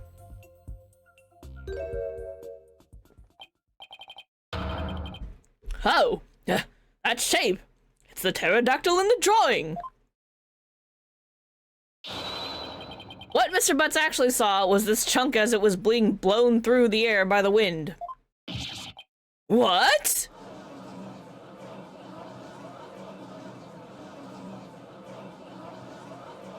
Oh, thanks, Larry. On the day of the murder, there were some heavy winds in the area of the mooring dock. But it's hard to imagine that this sign would make it up as high as an airship would fly. And that means the flying chapel must have been anchored at the mooring dock that night. Isn't that right, Mr. Sprocket? You're wasting your lead! Bro! That shit ain't cheap.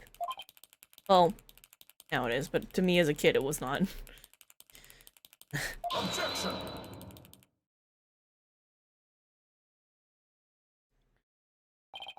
That's more than enough of this power of love nonsense, you pop culture junkie. Cats are fed? Is that what we're saying? They're happy now? Present all the proof you want, but your argument is based far too much in conjecture. Why don't we return to reality now? What do you mean, too much conjecture? Even if the airship wasn't flying, that alone doesn't prove the witness went along the wall. True, even now it's no more than a possibility. How do you propose Mr. Sprocket got to the Vista deck, Mr. Edgeworth? I noticed something as I went over the evidence. Please take a look at this hold entry record. What about it? I don't see Mr. Sprocket listed on here anywhere. Don't you remember? In yesterday's session, we had a very similar kind of argument. Did we? Honestly, Mr. Wright, are you going senile already? Rude. We talked about Larry Butts using the defendant's keycard to enter the hold. No, we did talk about that, didn't we? In other words, even if a person's name isn't on the entry record, it's still possible for that person to have entered by using someone else's card. Ah! Mr. Sprocket, you entered the hold with Mr. Nickety, didn't you?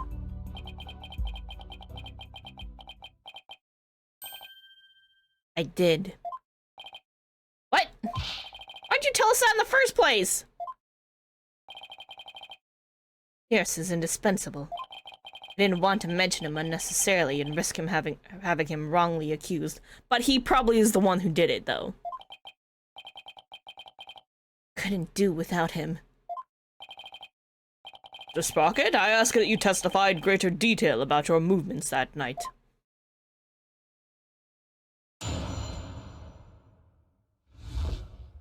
The truth!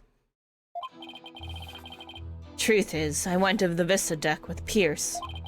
That's why my name doesn't appear on the hold entry record. I was badly injured from being stabbed, but I was frantic. By the time we reached the scene, it was already over.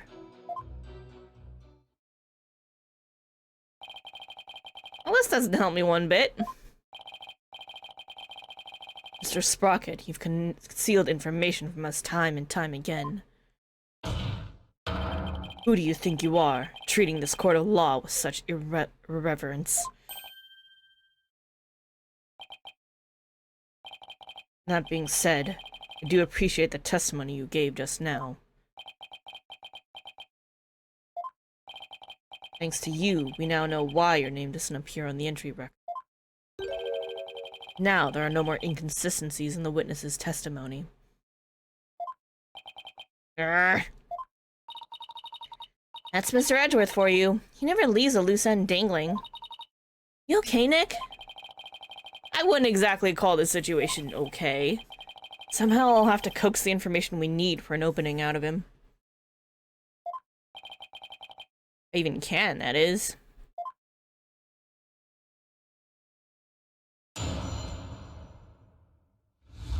The truth! I'm gonna save again. That's a safety save. Because crashing. Alright, Press everything! You went to the Vista deck with Pierce. you didn't mention this because you didn't want Mr. Nickety to fall under suspicion? Is that because he has something to hide?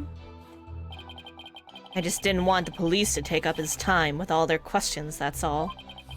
Neither the company nor the household would function smoothly without him. I see. Wow, it sounds like Pierce is absolutely indispensable to the Sprockets. Anyway, getting back to your statement. When did you meet up with Mr. Nickety? Met up on my way to the Vista deck. I think Pierce and some of my relatives were on another floor.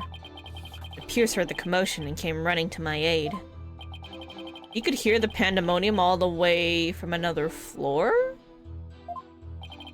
That's right. Would you like to add the current statement added to the witness's Would you like the current statement added to the witness's testimony? Yep.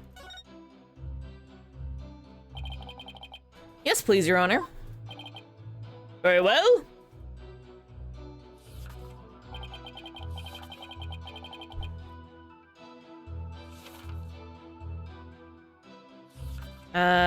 Pierce heard the commotion and he came running. Holding! Did Mr. Nickety come alone? I believe some of his subordinates were with him, but I don't remember exactly how many. You may say there were others, but seeing how they pulled that second reception off, I can't completely trust anything he has to say, either. I see. So you, Mr. Nickety, and a few others headed to the Vista deck, is that right? That's right.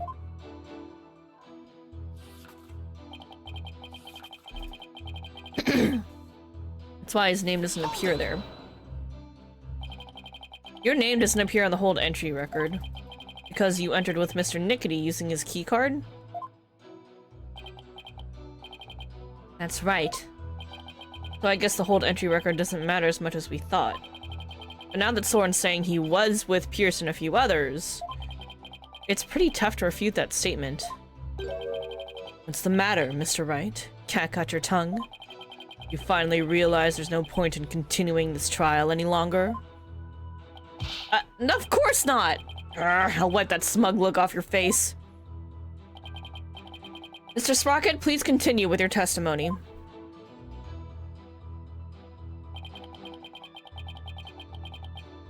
He was badly injured from being stabbed, but he was frantic. Speaking of your injury, how are you doing now? The knife wound is deep and continues to throb with pain. Fortunately, my internal organs were spared. But one wrong move would have spelled the end for me there. Even so, I've seen you up and about all over the place since the incident. I'm only following my doctor's orders to perform some daily light exercises. Mr. Wright? Would you like Mr. Sprocket's statement about his condition added to his testimony? Not that it appears especially relevant to me. Yeah, let's add it anyway. Yep, we want to press everything we can. The knife wound, but he was stabbed with a candelabra. Holding! Your injury was really that deep? Luckily, it missed my internal organs, otherwise I wouldn't be alive right now. According to his doctor, his injury will take about 3 weeks to heal. No way someone with that kind of injury could have gone along the outside wall. But he might have been able to with the burst of adrenaline brought on by the pain. Adrenaline, adrenaline. Is that your answer for everything? In a court of law, the only thing that matters is evidence, not rampant speculation. At least admit it's scientific rampant speculation. May I continue? Yes, of course. It was all over by the time they got there. So you still insist that you reached the Vista deck after the murder had occurred. Is that correct? Yes, that's right. Ellen must have killed him. No other explanation. I guess whether Pierce was with Soren or not doesn't change the outcome. I guess not. In fact, more witnesses actually makes it worse for us. So another cover-up, huh? But Soren has too many secrets. I bet he's still hiding other things, too. Yep, me too. That's definitely a possibility. But in a situation like this, what we have to do is go back to the basics. I mean, go over the testimony and check for any lies or inconsistencies. You got it. Alright, Nick, let's go for it.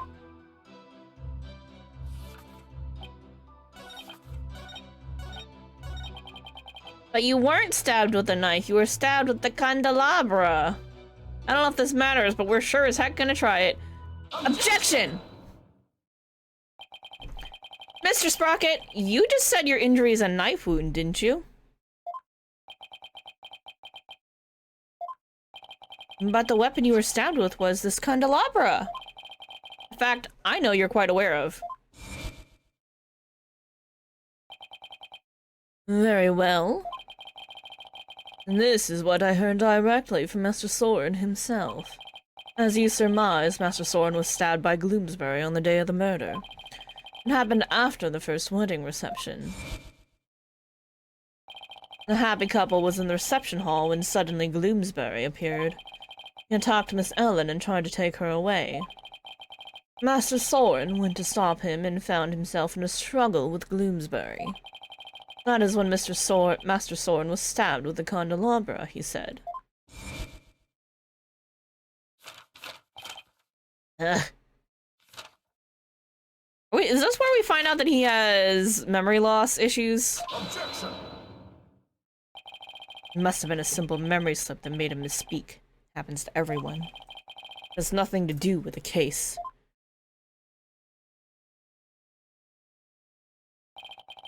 He must be pretty desperate to point out something so minute.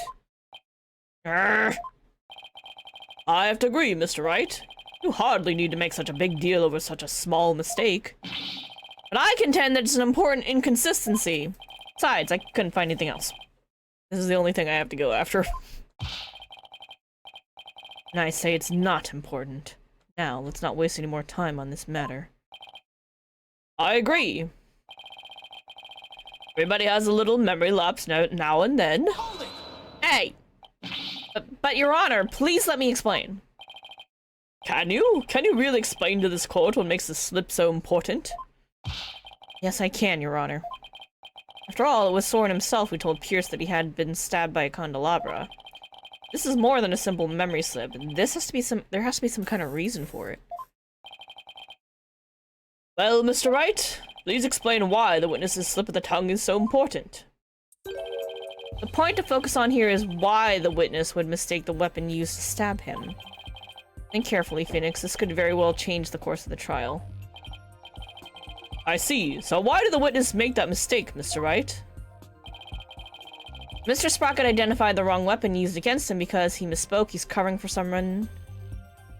He has no memory for it. I think he has memory issues.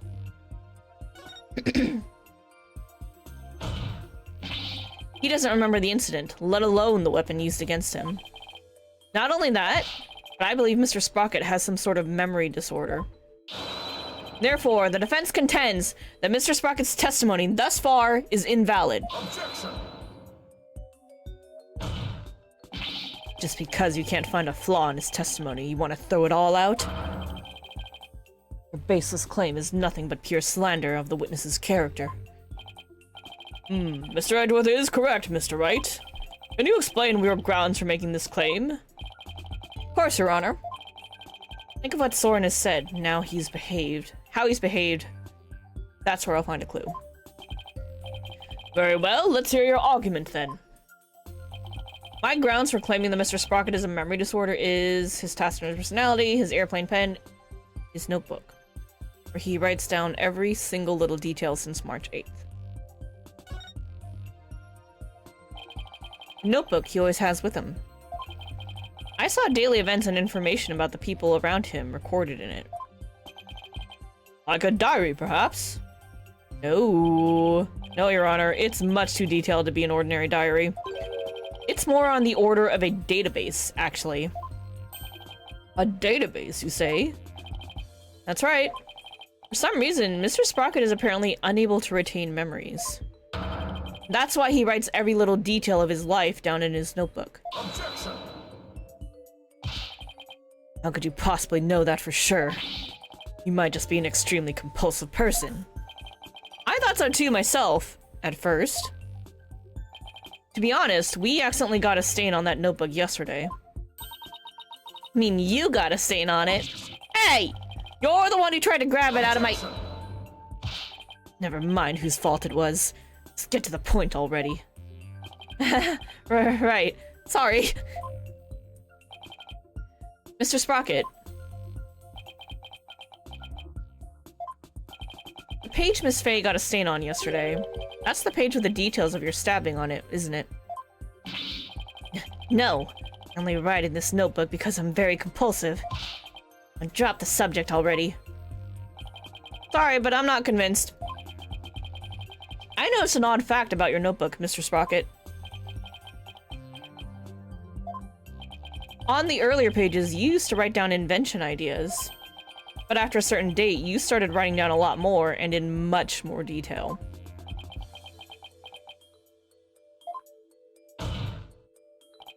I believe your memory disorder stems from what happened on that date. Something so monumental it caused a memory disorder, Mr. Wright. I don't know what you're talking about. Sorry, but I do know what I'm talking about, and this is the proof. This is the thing that caused Mr. Sprocket's memory disorder. A newspaper article. See, this is the thing I was guessing, and now we're finally gonna get to use it. You were involved in this car accident too, weren't you, Mr. Sprocket? The shock of losing your beloved older sister is what caused you to develop your memory disorder.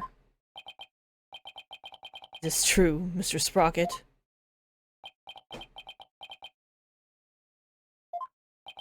Well, is it?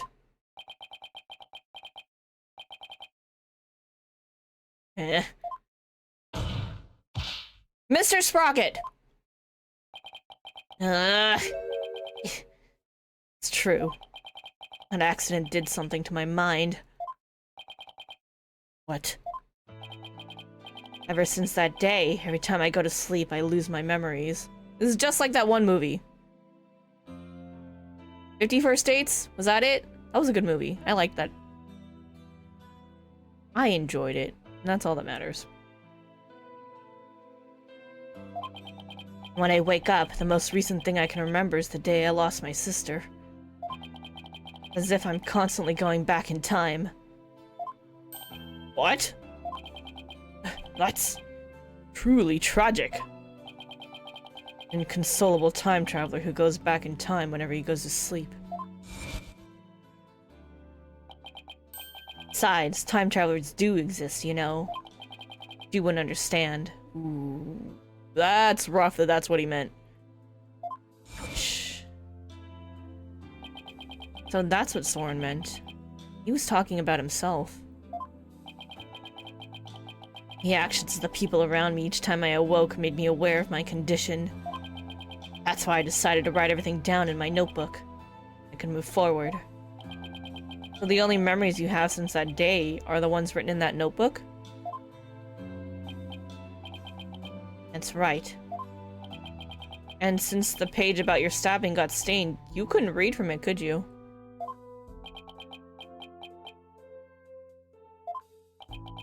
There's just one more thing I'd like you to clarify for me, Mr. Sprocket.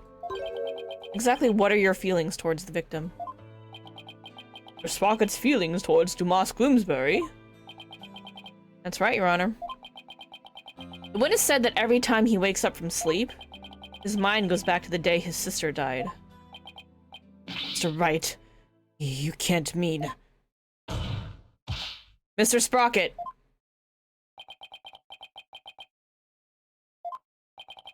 Your pent-up feelings of anger and resentment towards Mr. Gloomsbury for the accident were renewed each and every time you woke, were they not?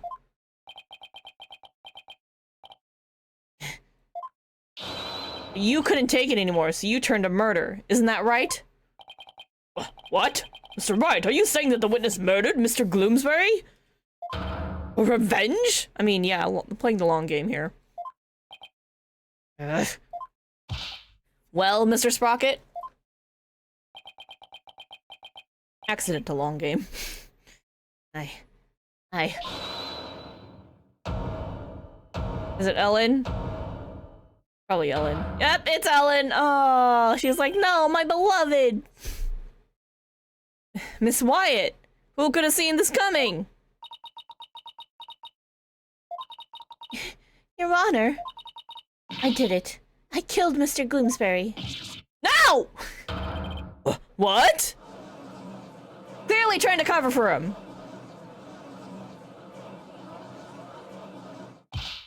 Miss Wyatt, what are you trying to do? Don't tell me you're still thinking of going that route. Soren is innocent. He can't be found guilty. Take me instead. Ellen, please, try and get a hold of yourself. Why is she in her wedding dress? I don't know why they haven't changed her out of it yet. Like, the whole thing, she got carted off, like, right after the wedding reception, so, I mean, she was still in the dress, but they couldn't get her, like, a change of clothes since then. It's been a couple days. Like, isn't this weird? It's also weird that they haven't confiscated her pots, pans, ironing board, ladle, shirt for some reason. This shit's weird. Doesn't make a lot of sense, but it's fine. We're having a good time. I guess she really meant it. My Soren didn't do anything wrong. I'm the one who should be convicted. Are we to understand that you're confessing your guilt? No, no, no! Now just wait a minute here. Ellen, why would you cover for me? I testified that I thought you must have killed him. I'll admit, I couldn't believe my ears at first. But all I want is for you to be happy. Your happiness is my happiness, Soren.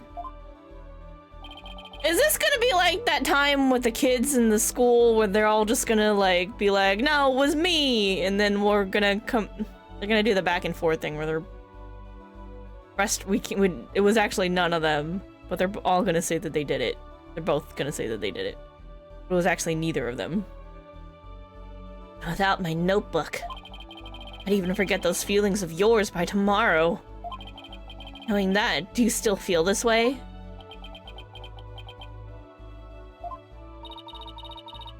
You've loved me all this time. Same way you did before the accident. That's how I know.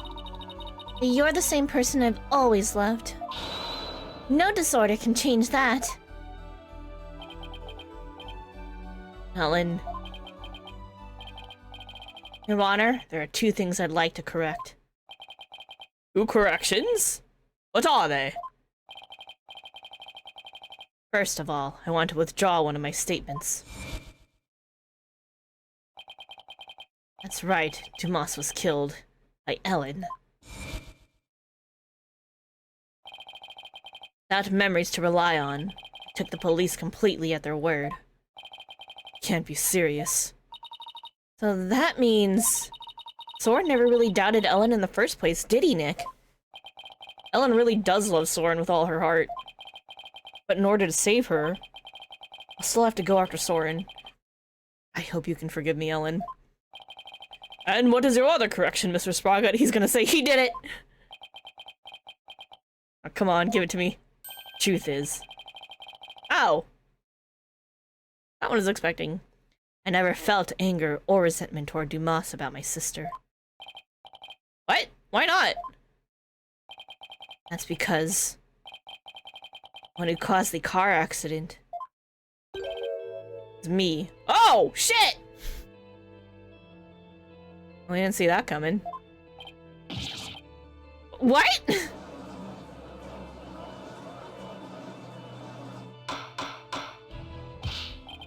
Order! Order in the court! I still think Nickety's the fiance, but... Huh. I don't know what to make of this. Please continue, Mr. Sprocket. I'm the one who killed my sister. To protect my career and my future, my father made Dumas take the blame. In exchange for money and the position of lead servant. Oof. Wow, Soren was the one driving. So you see, Dumas must have held a grudge against me, not the other way around. He must have attacked Ellen to get his revenge on me. Are you sure about all this, Mr. Sprocket? Hold up! He's the lead servant, but the butler still has power over him. Also, Dumas was left-handed, but this note was written by a right-handed person. So, theory crafting. Theory crafting time. Pierce Nickety is the fiance for Selena Sprocket, who was a surgeon and quit being a surgeon and then decided to become a butler. And then his plan was to have Dumas take away the one that Soren loved because Soren took away the one that he loved. That's the new theory. People be messed up. Sure about all of this, Mr. Sprocket? Very sure. It's all been written down in detail in my notebook. A notebook is important evidence supplying background to this case. I must insist you submit it as evidence. Woo! Added back to the court record. The lawyer said I had turned to murder, but that's just not true. However, it is true that my elder sister and Dumas are both dead because of me and my negligence. I just glanced through Mr. Sprocket's notebook. Wasn't able to read the part about when he was stabbed due to the blood stain. But what's written here about his sister's car accident is exactly as he stated. Your Honor, as long as it matches what's written in that notebook, can we still take the witness's testimony as valid, in spite of his memory disorder? Yes, I believe we can. Understand now that the witness's memory is in disarray.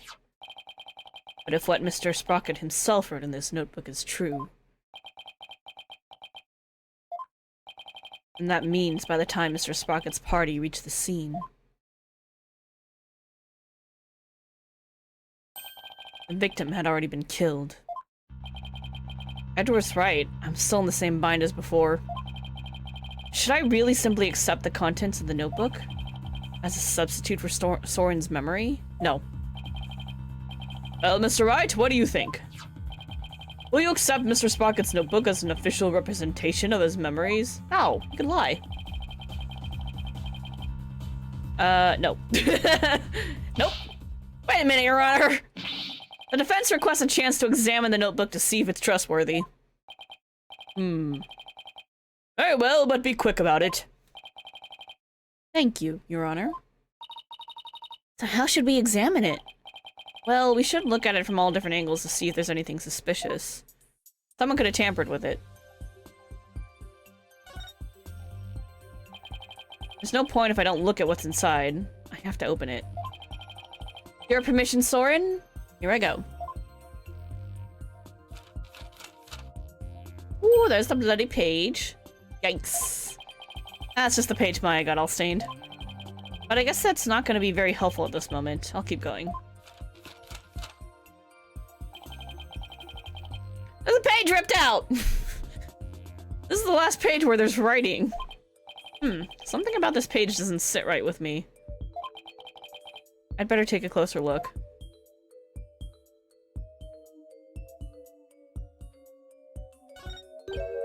Huh? Page has been torn out. And it looks like there was something written on it. It looks like a page has been torn out here. Mr. Sprocket, do you know what was written on it? Oh, that. I often tear out a page when I write somebody a note. Probably wrote something down for somebody, tore it out, and gave it to them.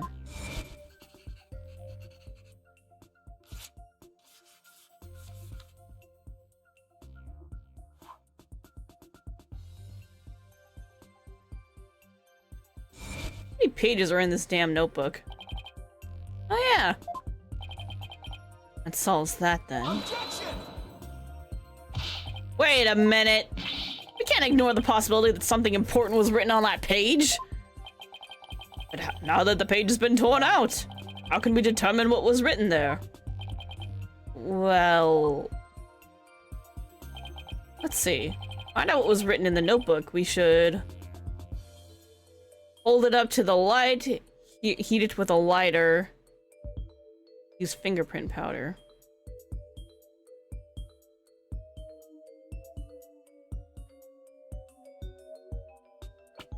Hold it up to the light to see what's imprinted on the bottom page, the page below it, maybe?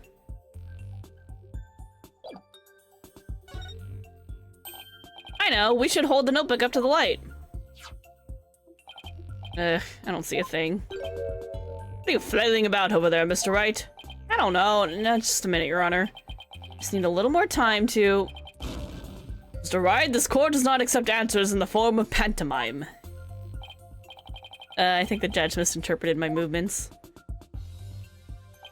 I don't think fingerprint powder will help. Or maybe you... I don't think lighting it on... let's just put the fingerprint powder and see what that does. If we use fingerprint powder on the notebook, we might be able to see what was written. How? Fingerprint powder? How would that help us find out what was written there? Well, if the writing left indentations on the blank pages behind it, fingerprint powder could make those small indentations visible to the naked eye. Oh, okay. Oh, stop. Fingerprint powder would only sully the notebook further. It's alright, if you use the powder and still don't find anything, then you must accept the notebook as a representation of the witness's memories. Alright, Your Honor. I understand. If I don't find anything, it's all over anyway. Powder, don't fail me now! I will now use fingerprint powder on the blank page. Find out if we can see what was written on the torn out page. First I tap a spot to dust it, and then yada yada, and then we blow.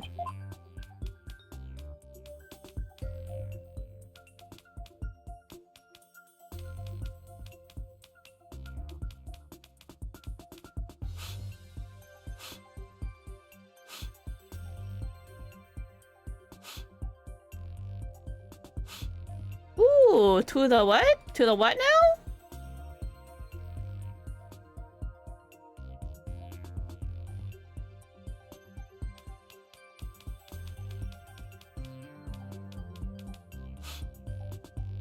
Moss took Ellen to the Vista deck.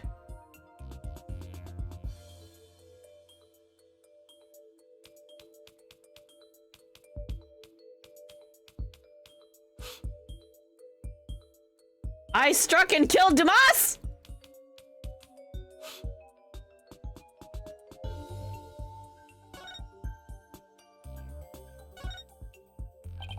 It says, I struck and killed Dumas. This is huge!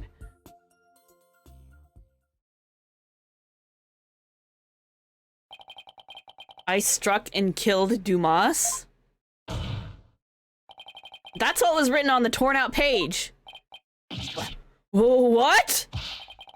Can't be. I don't believe it! There has to be some kind of mistake! Someone would never... could never... What if he did it to save you? Oh, she's passed out. Miss Wyatt! Bailiff, please get the defendant to the infirmary at once.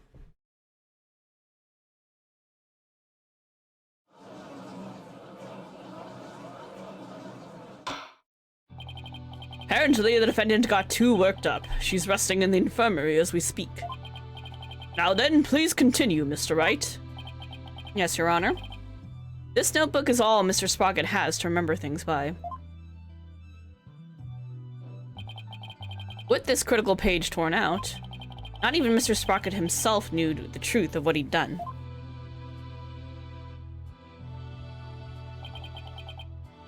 I'm the one who killed Dumas? Thought it wasn't Ellen. Oh, thank goodness. Mr. Sprocket, does this mean you were at the crime scene during the murder after all? I guess I must have been. Woo! Alright. But, Mr. Sprocket, can we really believe what's written in this notebook? Nobody touches this notebook but me. And when I sleep, it's under lock and key. I don't remember writing that I killed Dumas, but I guess I must have. Well, now that we have a confession, I'm afraid I must render my verdict. VoD. Yes, Your Honor. Please give your ruling now, while Ellen is asleep. I want the woman I love to be set free as soon as possible. Aw, this is sad. I don't like this. Soren really does love Ellen after all, doesn't he? Yeah. Well, this is how it ends. But is that how it really went down? No. I hope we flip from defending Ellen to now defending Soren. And then we can point fingers at the butler. Is there really no way for them both to be happy? I know we should consider anything written in the notebook to be truth, but still, someone could tamper with it. I myself wrote of the crime in my notebook. No further proof is necessary. Except, don't you normally write a lot smaller? Why would you write it that big and then tear it out? It's weird, right? I think it's weird. Soren himself wrote it in his notebook? Wait a minute. Very well. Objection! I will now give my verdict. Helen's about to be found not guilty, and Soren will be convicted for the crime instead. And yet, am I really ready for the judge to give his ruling? Nope! No, not when there's still one more avenue left to explore. Yeah, I don't think he did it. Hold it! Your Honor, there's still something that bothers me about that notebook. Oh, is there? What are you doing, Mr. Wright? All you do is keep quiet and your client's a free woman. Oh, sorry, all you have to do. I know, but I think there might be more to this case than meets the eye. I'm not quite sure yet, but I think there still might be a way. A way for Ellen and Soren to be happy. What do you mean by more than meets the eye, Mr. Wright? I believe the question here, Your Honor, should be, why was the incriminating page torn out in the first place? Why, to destroy the evidence, I would imagine. But removing it from the notebook is the same as removing it from Mr. Sprocket's memory. Which means he wouldn't have been able to trick the police if he came under suspicion. No, if he wanted to cover up his crime, he would have to remember that he had done it. So what are you getting at with this line of inquiry, Mr. Wright? Yes, please explain so that we all can understand. Yes, Your Honor. The page was torn out of the notebook because he wanted to figure out what happened. It was torn out by accident. Somebody else tore it out.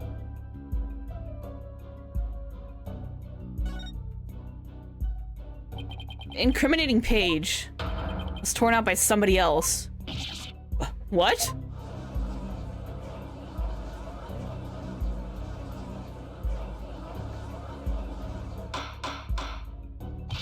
Order! Order!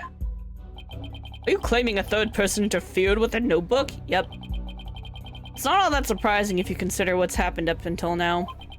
After both the car accident and the murder of Dumas Gloomsbury, there was always a cover-up not far behind.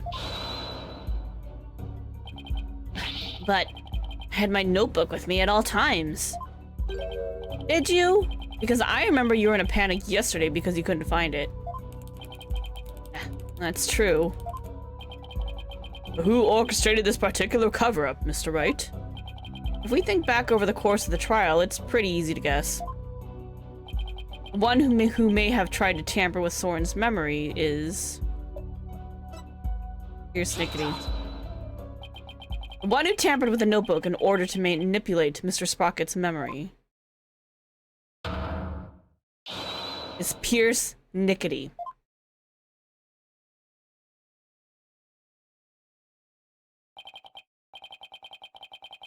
Pierce? Pierce tried to tamper with my memories? Pierce was manipulating me? Case in point. The 2 receptions that were held to cover up the murder.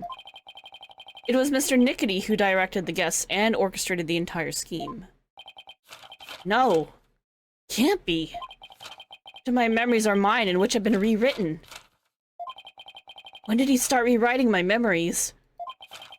Who wrote this? And this? And this?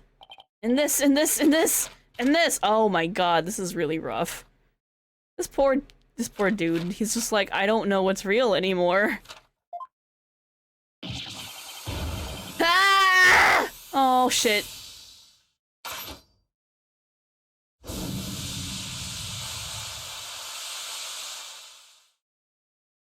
Goodbye, booster on! Welcome on in, welcome. What? Sorry, what? Look, Nick, he's coming back down! He just went flying! That's all we gotta say on it? What the actual hell? Yeah, that's... I don't know, man.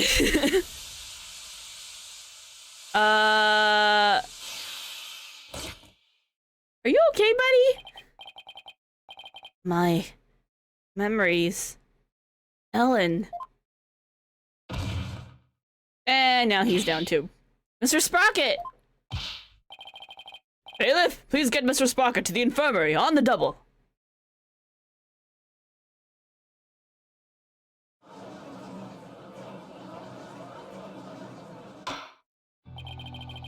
Mr. Sprocket has been taken to the infirmary. We don't have to worry about him running away, so let us resume where we left off.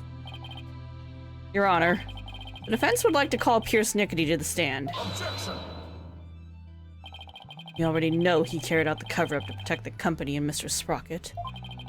What more do you want from him? This time it's different. The notebook, or rather Mr. Sprocket's memories, have been tampered with. That means the only person who knows the whole truth is now Mr. Nickety. Don't tell me. You're actually trying to drum up a third suspect in order to exonerate the defendant and her groom? I mean, yeah, but also it's probably true. I'm not drumming up anything, nor do I have grounds to accuse him of anything. Yet. All I know is that Mr. Nickety is the only one who knows the truth. And I think he's still hiding something. Something we don't know about yet. No grounds yet, is it? Well, Mr. Edgeworth, does the prosecution consent to calling the witness to the stand? It does, Your Honor. However, I would like a little time to talk with the witness before we do. Very well. We will break for a 20-minute recess. Break time. To be continued! Or we'll keep going.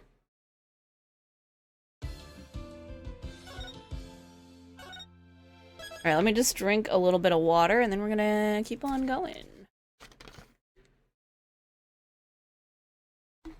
Posture check, hydrate. Alright. I just drank some water, so you got your hydrate. And I will sit up straight. I can't pato the kato when there's no kato there.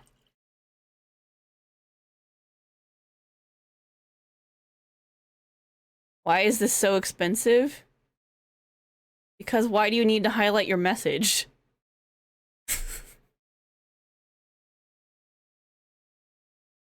You can have your points back for that one.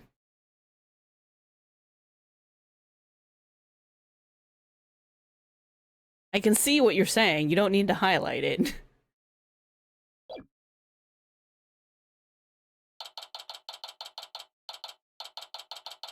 Alright, September 23rd, District Court, Defendant Lobby number 3. Now we'll have to face Pierce on the stand. I'm pretty sure he's the one who done it. And I'm betting he's the fiancé. The surgeon who became a butler for vengeance? Playing some kind of long game vengeance here. Oh yeah, I remember what we were saying. We were saying that Pierce knows that Soren was the one who got the sister killed, and and he's probably, you know, the sister's fiance.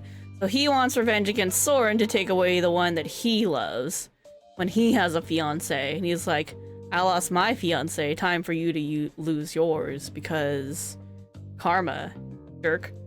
And it's like, you're the jerk. Anyway, let's continue. I'm not sure if I should be surprised or not. We all knew this was coming, Phoenix.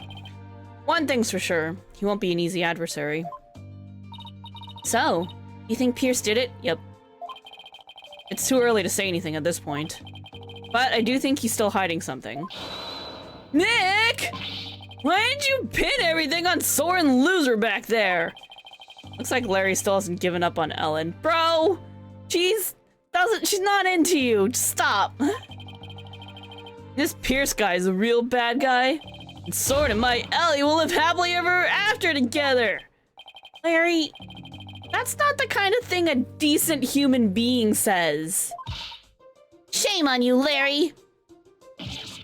Oh, boo-hoo! You think I don't know? I know I have to give up on my Ellie. But Nick, I promise me you'll make her happy. She deserves a happily ever after. I'm sure Soren will make her happy once all of this is said and done. That has nothing to do with me. Trial's about to resume, Mr. Wright. Alright. Ready, Maya? Yep, let's go. I'll be rooting for you, Nick. Did you get escorted off the premise? They let you back in? Or was it just out of the courtroom? September 23rd, District Court, courtroom number 6.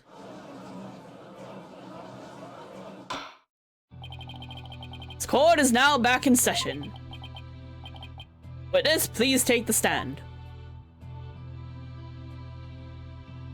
That's the villain pan. Please state your name and occupation. My name is Pierce Nickety.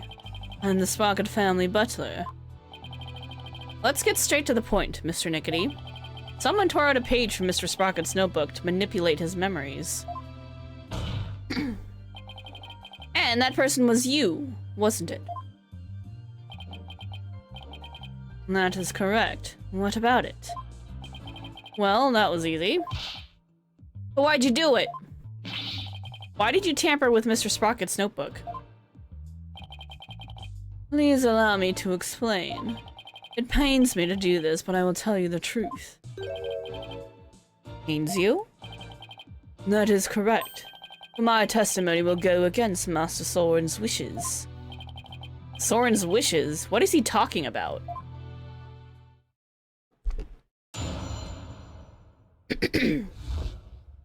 Why I tore out the page? I rushed to the Vista deck, but the crime had already been committed. I saw Miss Ellen and Gloomsbury collapsed, and Master Soren writing in his notebook. Master Soren said to me, I'll take the blame for the murder, so please take care of Ellen. But I went against his order. I tore the page out of his notebook and hid the body. Wait a second. When Mr. Sprocket was writing in his notebook at the time, could it be... It was meant to be a confession, an admission he'd killed Gloomsbury himself.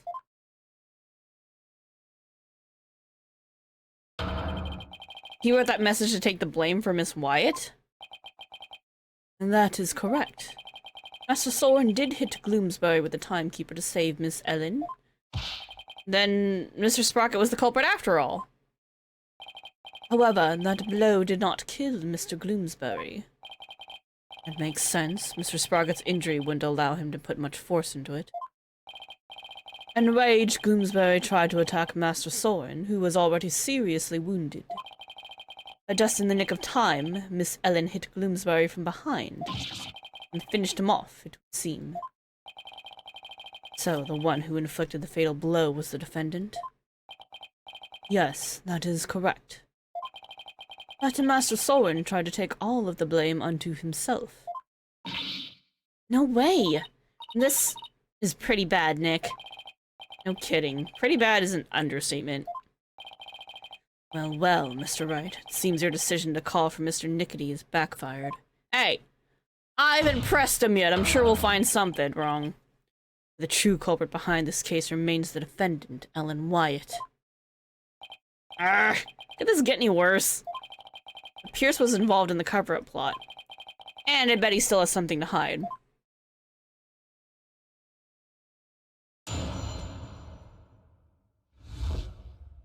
Why he tore out the page. Here we go. Alright, we're gonna save first because, you know, crashes happen. No, it hasn't been that long, but just in case. Alright, he rushed to the deck, but the crime was already done. Wait a minute. I thought you went to the Vista deck with Mr. Sprocket. Actually, that is not true. What? What do you mean?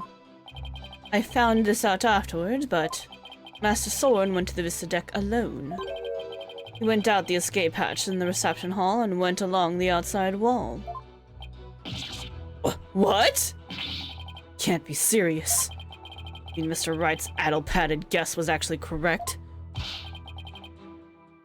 What's with the addle-padded? Addle-pated? I don't know. Words are hard. O's truth really is stranger than fiction. So, Mr. Nickety, when you got to the scene, you saw Mr. Gloomsbury, Miss Wyatt, and Mr. Sprocket. Is that right? That is exactly right. I saw- oh, sorry. You saw him writing in his notebook. So, when you and your group arrived at the Vista deck, the murder had already been committed? That is correct. Bloomsbury had already been struck. Miss Ellen had lost consciousness, probably from the shock of the incident. And how did Mr. Sprocket appear? He was bleeding from the stab wound he'd received from Mr. Gloomsbury. Barely conscious, he was writing something in his notebook. So the mysterious third person Ellen saw really was Soren, then. And then Soren supposedly said he'll take the blame. But Mr. Sprocket wrote a note of confession in order to take the blame for Miss Wyatt? Yes. That notebook is the only form of memory Master Soren has. You understand what his action meant, I trust? What did it mean, Nick? Soren, everything in that notebook is true. Soren tried to take the blame by altering his own memory to make himself think he did it. No! Master Soren truly loves Miss Ellen. It must have been love that made him do that. But he says he tore out the page and hid the body. Mr. Nickety, could you please tell this court about that in more detail? That, you say? Which part do you mean, Mr. Wright? Could you be more specific? Oh, alright. What do I want to know more about? Let's start with hiding the body. We'll just pick one and then see what happens. Please tell me more about the hiding of the body. Very well.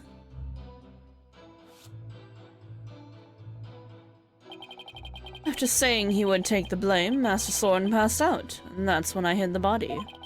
I quickly took the lift down to the hold, where I hid Gloomsbury's still warm body in the spare peggable lantern.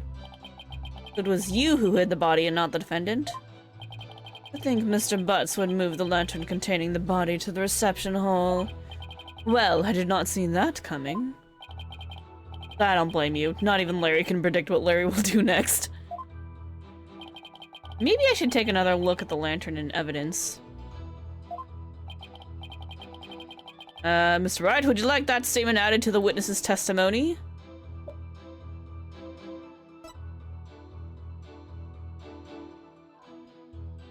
Bloodstain on the inside wheel handle as if somebody gripped it with a bloody hand.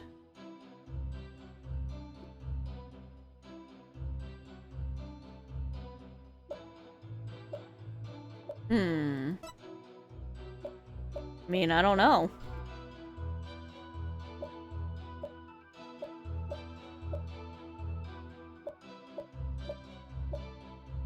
I don't have to think about that yet.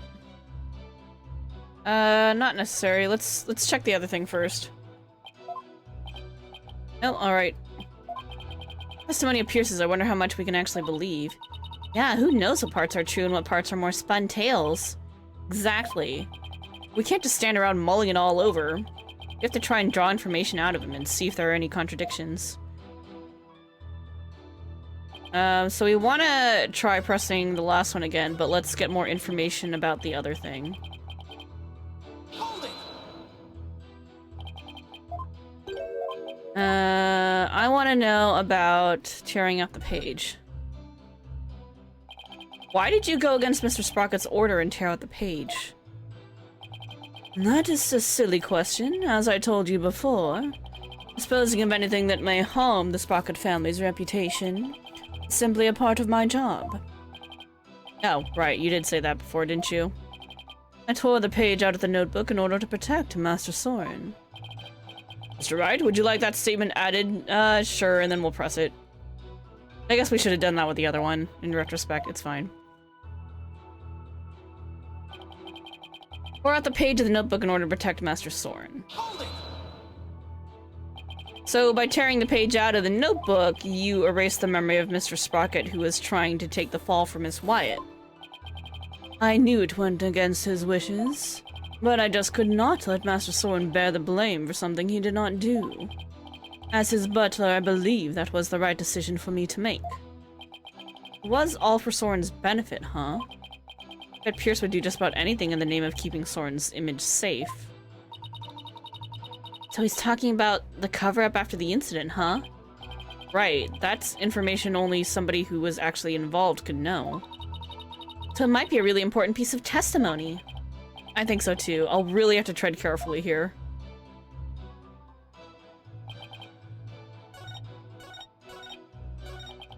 Alright, so something about the cover-up? Suspicious third party.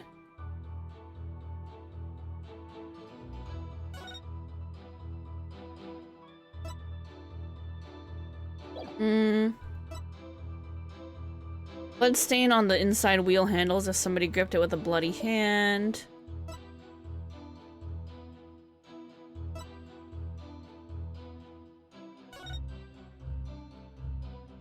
Grab Ellen when convenient, then send her off from the Vista deck.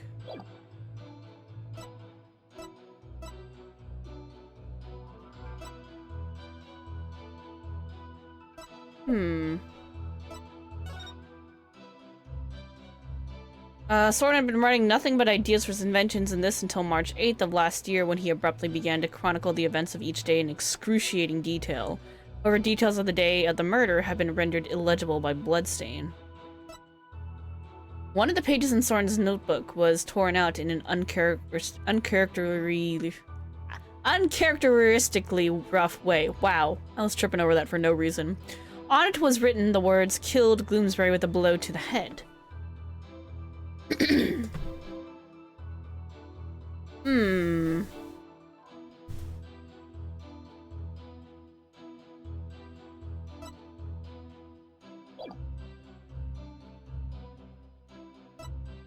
Heart-shaped key for the timekeeper.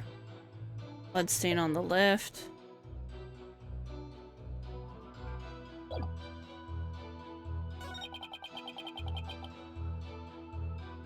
What if we go back to the Pegable?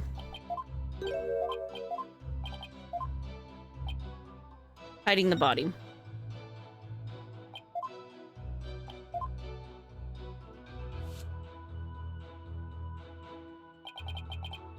So he hid the body, quick it down in the left hold.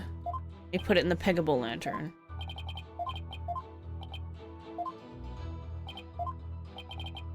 Yeah, add that one. Alright. I assume it switches it out, right? Okay, let's press this one then. In the hold, he hid the still warm body in the spare Pegable lantern. Why did you hide the body in the lantern? As I told you yesterday, it was to make it as though the murder never happened. But thanks to Mr. Butts, things did not turn out as planned. So holding the second wedding reception wasn't Mr. Sprocket's idea, but yours, wasn't it? It was all for Master Soren's sake, and Sprocket Aviation. I am accused of a crime for trying to cover up the incident. I shall accept it willingly. He really doesn't seem to even care about himself. So he's talking about the cover-up after the incident, huh? Right. Okay, so she says the same thing here, so we don't know which statement is actually the important one. In the hold, he hid the still warm body in the spare Pegable lantern.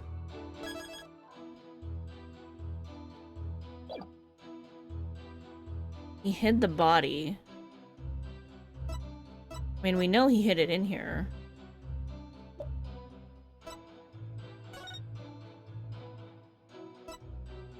The victim's body was found. It collapsed inside one of the Pegable lanterns. Scattered around his body were flower petals and note. Broken parts of the lantern. Petals were from flowers not found in the reception hall. Okay.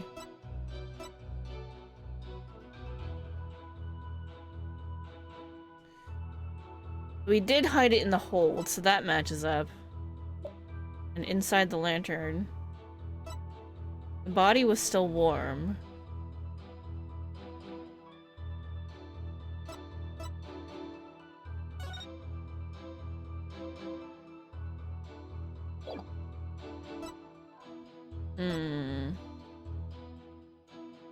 Those signs of being hit twice. The body was still warm.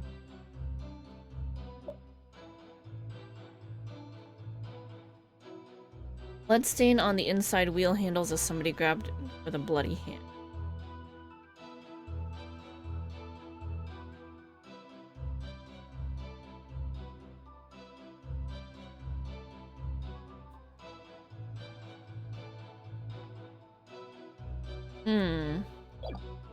So it's something to do with the conspiracy, for sure.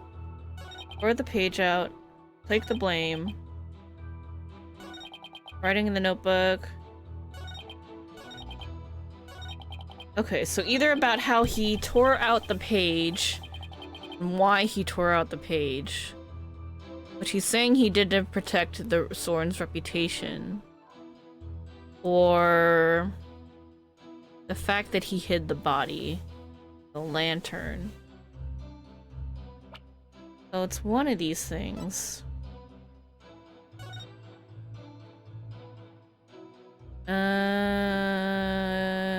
shadowy figure hit him from behind.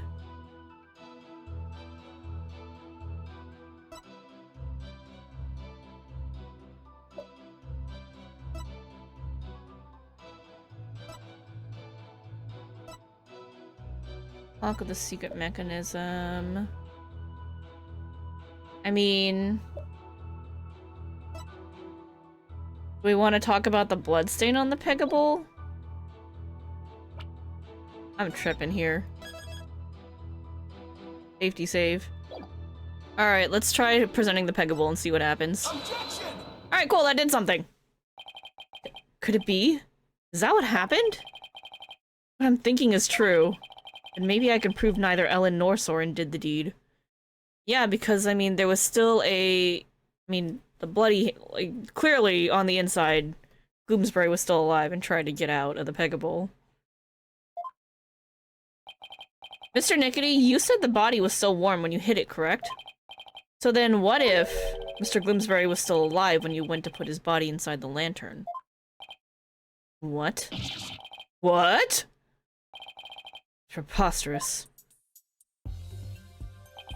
Actually, this shows that the victim might have still been alive when inside the lantern. I'm afraid you'll have to point out which part you're talking about, Mr. Wright. This part here shows the victim might have still been alive inside the lantern. The handle that Emma so graciously accidentally put on the outside, but belongs on the inside. As you can see, the back end of the lantern is a door. And there's blood here on the wheel handle. Objection! That bloodstain must have gotten there when the witness put the body inside the lantern. In no way shows the victim drew his last breath while he was within the lantern.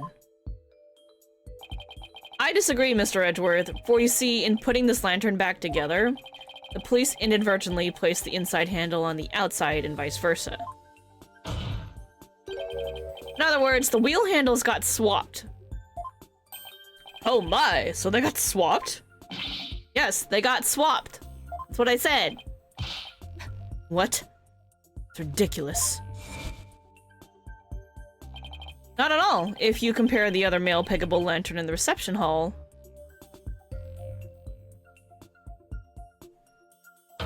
It's quite obvious the wheel handles were attached backwards. The detective in charge of the restoration will see me in my office later. Sorry, Emma. Sorry, Emma, and good luck. In that case, what does the bloodstain on the wheel handle mean? The bloodstain didn't get there by chance. When the victim was put inside the lantern, he was only unconscious, not dead. When he regained consciousness, he probably tried to get out of the lantern. So he grasped the inner wheel handle, and that's when the blood got on it. And this proves that the victim was still alive when he was inside the lantern. At the time, I was completely convinced Gloomsbury was dead. When I checked more carefully, he might have survived. Fortunate to be sure, but not significant enough to change this trial's outcome. Again, I disagree, Mr. Edgeworth. It actually has a very significant impact on this case. The victim was struck by the defendant, then died from his injuries sometime later. There's nothing more to it. Objection! That's where you're wrong! Let's take another look at Mr. Gloomsbury's autopsy report, shall we? Please focus on the description of his injuries. Cerebral hemorrhage from a strong blow to the head, one contusion was found on the back of the head and one on the side. The blows were caused by the same weapon. It says one contusion was found on the back of the head and one on the side. Yes, the one Mr. Sprocket gave him and the one Miss White delivered to finish him off. No, the defense would like to submit a different interpretation. Different interpretation? The victim was knocked unconscious by the first blow and then put into the lantern. What about the lethal blow by the defendant that the witness talked about? Yes, well, that didn't happen. After some time, when the victim regained consciousness and tried to get out of the lantern, and that's when he received the second blow that finished him off. Taking into account the fact the victim was alive for a period of time after the first hit, and that he did receive a second blow to the head, it does seem entirely possible. Yes, as long as the first blow didn't kill the victim instantly, then there's a possibility that someone other than Mr. Sprocket or Miss White delivered the fatal blow. Objection! That's all you've got. Even if there was a time lag between the two blows. Prosecution's position doesn't change. What? What do you mean? Elementary, Mr. White. After the reception, when the defendant was cleaning up the reception hall, the victim, who was supposed to be dead, suddenly came out of the lantern. And then grabbed the murder weapon, which was right there, and finished him off. That theory sounds awfully familiar. Now we're back to square one. Of course it does, Your Honor, because it's exactly what I proposed at the very start. The second blow was inflicted by the defendant after all. I see! Shit. Seems a tangle of mysteries has unraveled into a single thread. Objection! No! But as long as there's a possibility that the fatal blow was delivered by a third person, then we must continue the deliberations. Give it up, Mr. Wright. Unless he has something to prove the presence of your precious third person. Okay, Nick, just relax. You can do this. Come on now, take some deep breaths. Good idea. Deep breaths. Deep breaths. There, don't you feel better already? Is right. I should calm down, get my focus back, and go over everything again. And then hopefully I'll be able to find something to prove there was a third person. Let's see. First, why did Gloomsbury attack Ellen? Because he was tired of taking the blame for the accident? But something about that line of reasoning just doesn't feel quite right to me. No? How come? Well, if it's just a personal vendetta, he had already stabbed Soren. So why then was he so determined to go after Ellen? Right, this whole thing feels too premeditated for a crime of passion. But Gloomsbury didn't seem to have a personal grudge against Ellen. If Gloomsbury didn't have a personal reason to attack Ellen, then... Taken long enough, Mr. Wright. Now it's time for some action. What proof do you have that a third person was involved? The note provided to Gloomsbury. Alright, I'll show you. I'm not completely sure of what I'm doing yet, but it looks like I'm out of time. This piece of evidence proves the involvement of a third person. The note. I get it now. I can't pato the kato when there's no kato! Just give you back your points again. Oh, you're patting the kato. Well, you don't need to pay points for that. You just get to pato the kato. I get it now. Now I see why this note bothered me so much when I first saw it. It looks like a note outlining the murder plot. That note was apparently written by the victim. But why would he feel the need to write instructions to himself like this?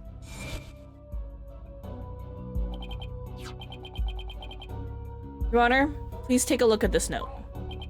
This is the victim's murder plan, right?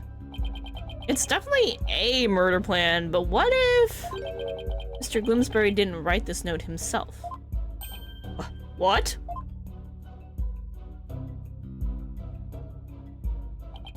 This is how you intend to conjure up your mysterious third party, Mr. Wright?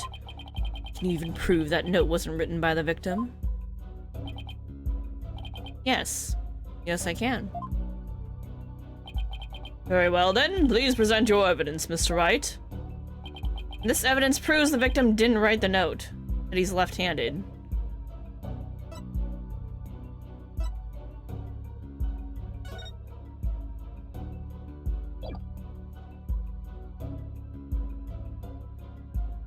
Where do I get proof that he's left-handed?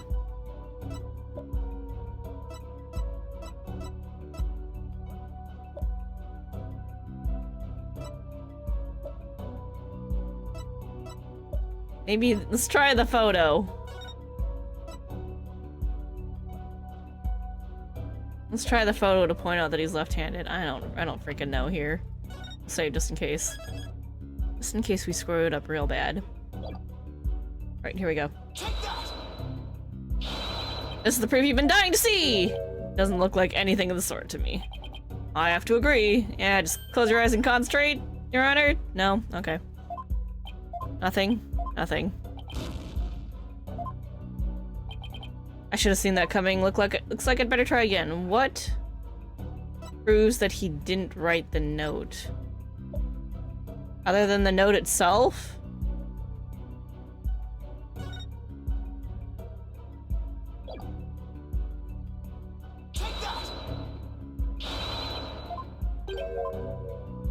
It's not the note itself.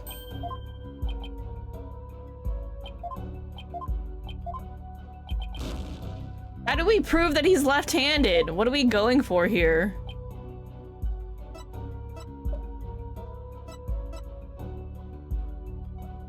Device uses vapor, produces fog. Timekeeper. Much of the hall is obscured.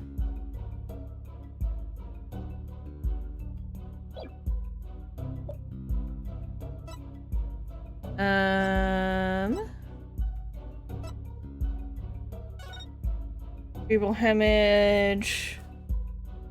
It's nothing about him being left-handed, though.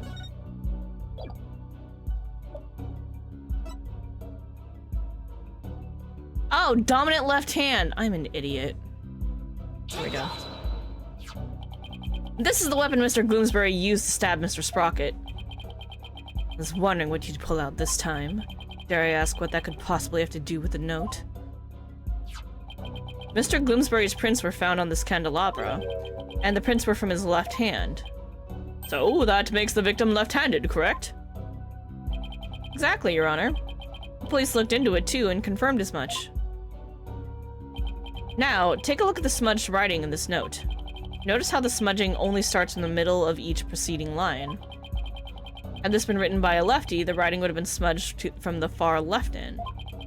This means that whoever wrote this note was definitely right-handed. In other words, somebody other than the victim wrote this note. What? But if someone other than Mr. Gloomsbury wrote it, then what does this note mean? Mr. Gloomsbury followed this note to the letter when he attacked Miss Wyatt.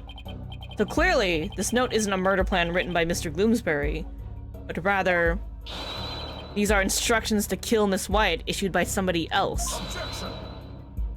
But it wasn't the victim who wrote these so-called instructions. And who wrote it? Most of the people involved are right-handed, you know. He is correct. The majority of the family and their employees who are on the airship are indeed right-handed. I must say, that is a very thorough and slipshod conjecture you proposed. I admit I haven't figured out who wrote it just yet. Leave it to Mr. Edgeworth to go for the jugular. This culprit who ordered Gloomsbury to attack Ellen. What could their motive have been? Doesn't seem very likely Ellen did anything to incur anybody's wrath, right? Right. Not too likely, anyway. In that case, it has to be about Soren. If somebody were to hold a grudge against Soren, what would it be about? That accident, I guess. I could understand if Gloomsbury felt resentful about having to take the blame. The one who lost the most to that accident was Soren's sister. She lost her life, after all. Soren suffered too, of course. He was crushed by losing somebody so precious to him. Somebody precious, huh? Soren's sister. Wait, there's one more person. Someone else who must hold a grudge against Soren. Did you figure something out? I think so. I think that somebody else used Gloomsbury to try and get revenge against Soren. You say somebody tried to get revenge against Mr. Sprocket, Mr. Wright? The person who manipulated and used Mr. Gloomsbury was Selena's fiancé, who's probably the butler. The person who used Mr. Gloomsbury to try and get revenge on Mr. Sprocket, and then finished Mr. Gloomsbury off to silence him, was a man dear to Mr. Sprocket's older sister. Selena Sprocket's fiancé. Not that I'm not positive, but it's certainly possible that this fiancé could have made Gloomsbury attack Ellen to get his revenge on Soren. What? Or fiancé?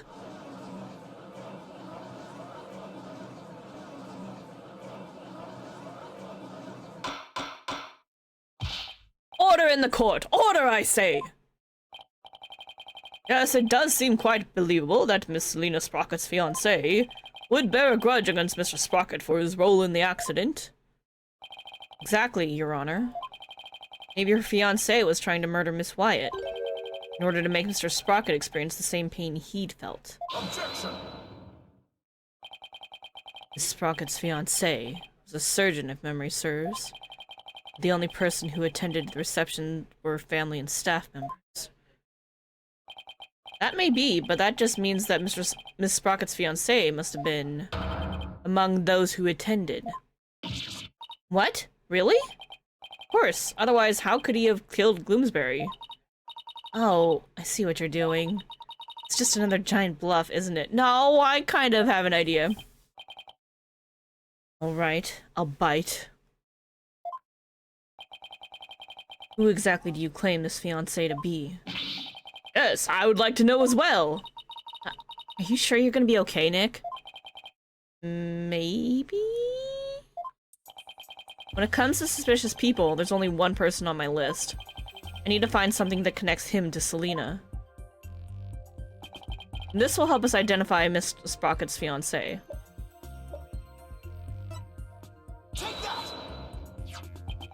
Please take a look at this photo, Your Honor. That photo. Sorry, hold on. Wrong voice. That photo. Notice Miss Sprocket's pocket watch. Haven't you seen it? Haven't we seen it somewhere before? Yes, now that you mention it, I do feel as if I've seen it somewhere before. I believe we've all seen it. Right here in this very courtroom. Impossible. That's right, the pocket watch in this photo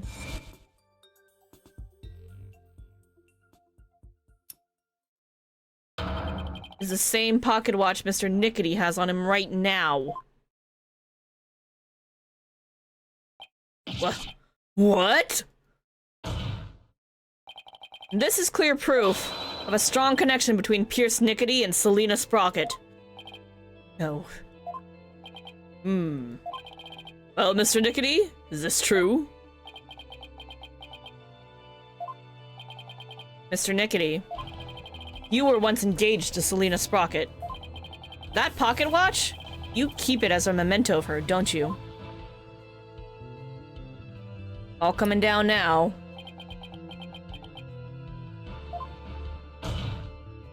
I bet it's got a photo of her in it.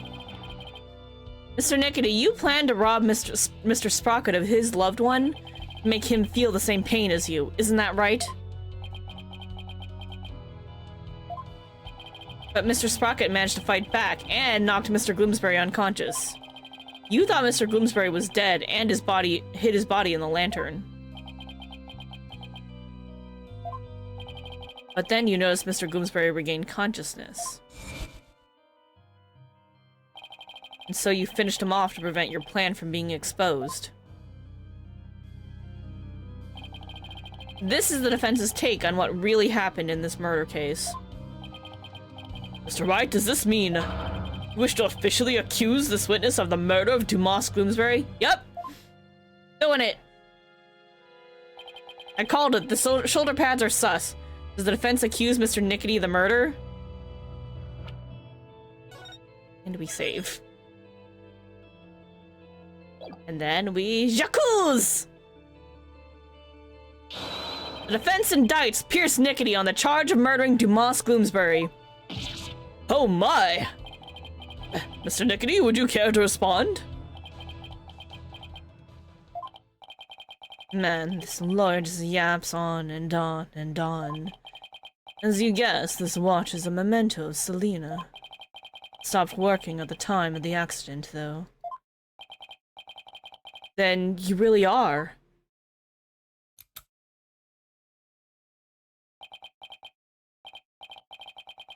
Yes, I was Selena's fiancé, not just her fiancé.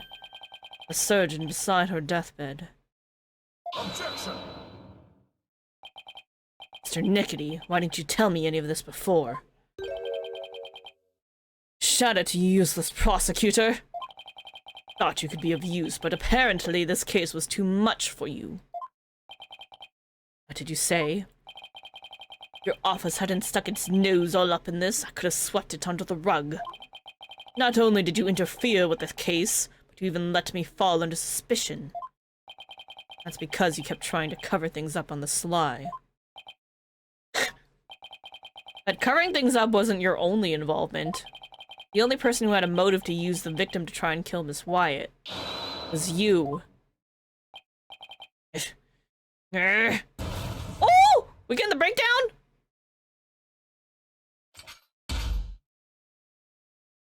Uh-oh, he angry.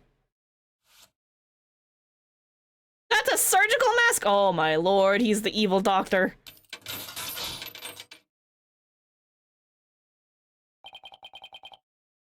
Oh shit, it's the evil doctor. Malignant tumors. There are malignant tumors in this courtroom. Lesions oozing with false charges. Who the hell's helping you? Tumors are one idiotic lawyer and one useless prosecutor. After the truth is revealed, I'll have the both of you incised in the legal world.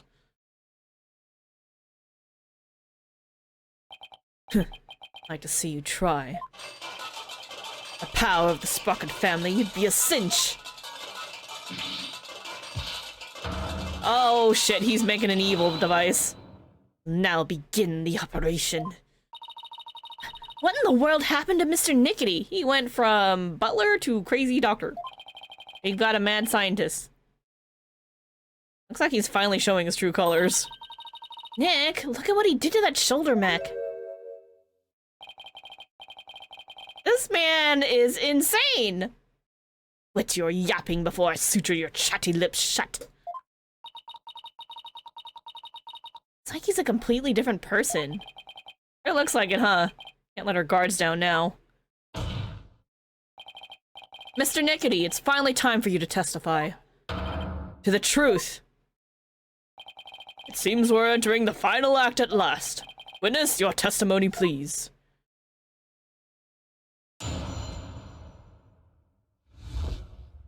Right to remain silent.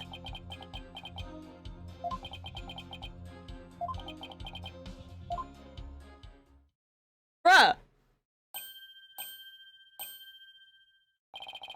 Mr. Nickety, why didn't you say anything?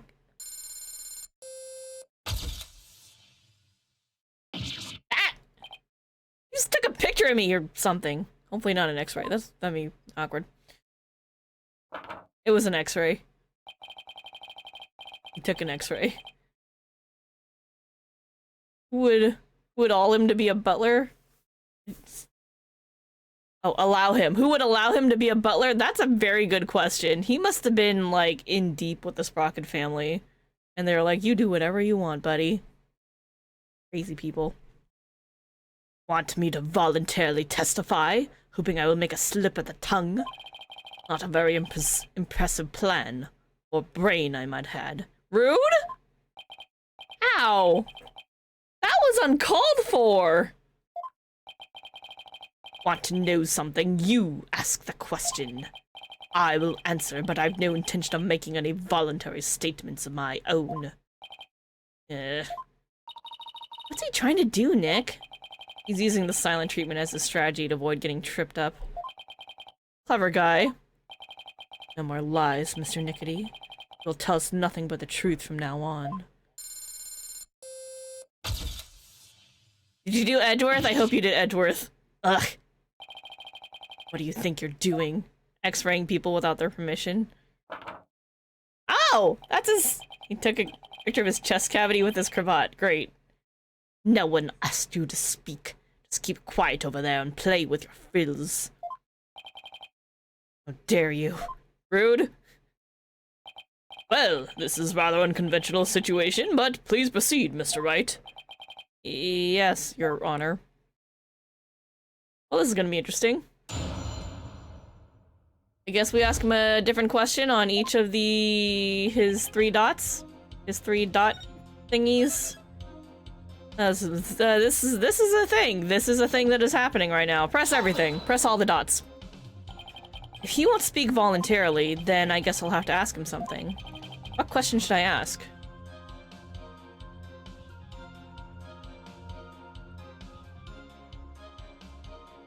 Actions on the day of the crime. On the day of the incident, you were constantly surrounded by your subordinates. Isn't that right? Absolutely. I was in someone's line of sight at all times. After all, I was busy taking care of every detail at the event. Mr. Edgeworth, I believe your investigation backs up my claim. I got statements that said groups of his subordinates worked with him in rotation. That he was always with someone. As the prosecutor just said, I couldn't even get close to the lantern containing Gloomsbury by myself, let alone kill him. Pierce didn't have a chance to get close to the victim alone, huh? Mr. Wright, would you like that statement added to the witness's testimony? Sure. Yes, Your Honor, I'd like to have that statement added to his testimony. Very well.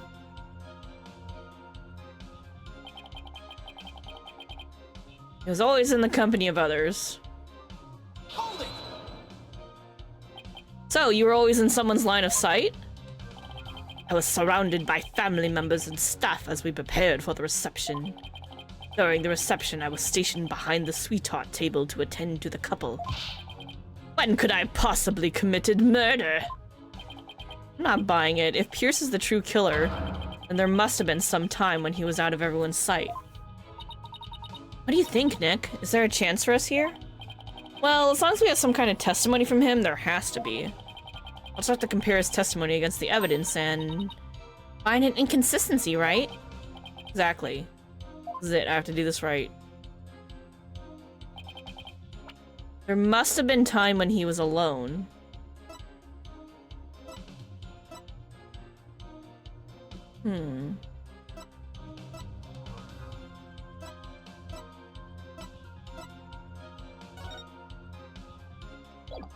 Yep, that is him there.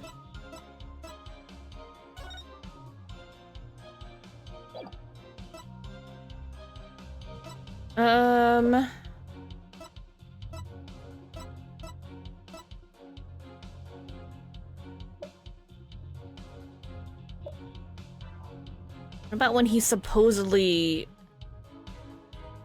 ripped out the page?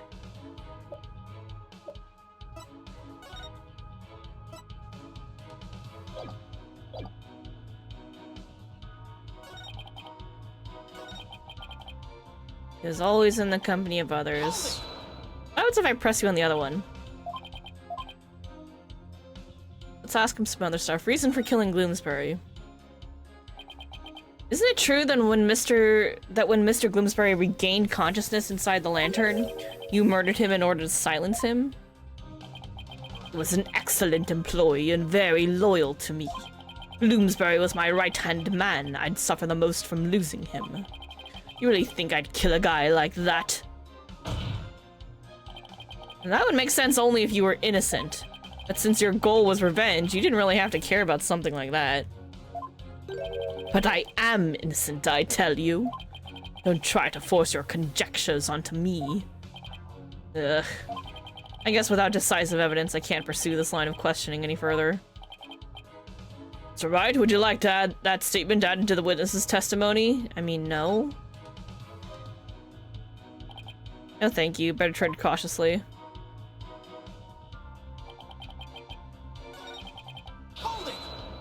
Alright, let's ask you about the other thing. What about your grudge against Soren? You've been nursing a grudge against Mr. Sprocket over the loss of your fiancé. Isn't that right? I'd be lying if I said I felt no resentment whatsoever. But Master Soren didn't cause that accident on purpose. Master Soren himself has suffered greatly. But you quit being a surgeon and found a way to get even closer to Mr. Sprocket. Wasn't that so you could carry out your revenge on him? Don't insult me. Supporting Master Soren and Sprocket Aviation with my life's work. My penance for not being able to save Selena. This is how I honor her. You say that again? I feel your devotion as both a fiancé and a surgeon. Your statement breaks my heart. I've never thought of exacting revenge on Master Soren. Never thought of it, huh? I guess I should probably take that with a pound of salt. Yeah, go ahead and add that. I want to press that. Yes, please, Your Honor. I had to find an opening statement.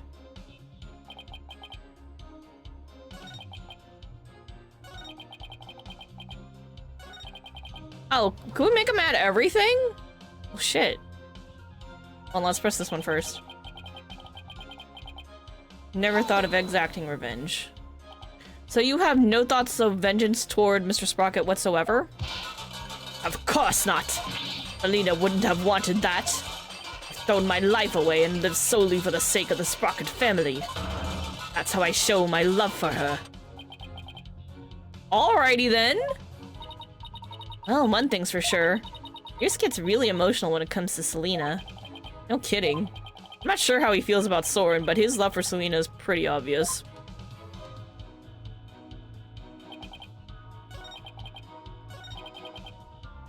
Alright, let's add everything here. It looks like it replaces all the dots, so that's what's happening. We want to add everything so we can press it all. Yeah, add everything. Yes, please. Every little bit counts, right? You'd suffer the most from losing him. What did Mr. Bloomsbury think of Mr. Sprocket? After all, he was forced to take the blame for the accident. He must have been resentful. Got his position as the lead servant in exchange for taking the blame. It wasn't exactly a bad deal for him. But he must have felt some sort of indignation. Who knows? Now that he's dead, we'll never know for sure. Pointless to talk about it any further. Alright. Dead men tell no tales, after all. Okay.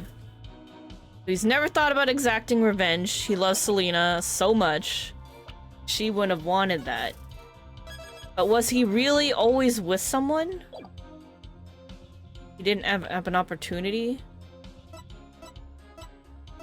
Do we have anything to prove he was not always with someone?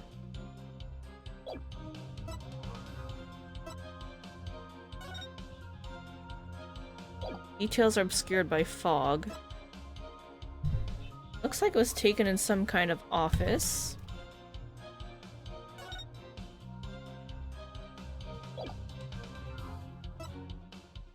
Larry's picture, which we don't need anymore.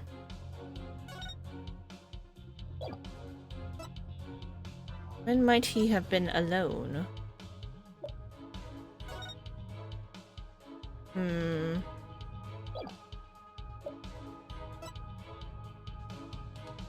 Bloodstain.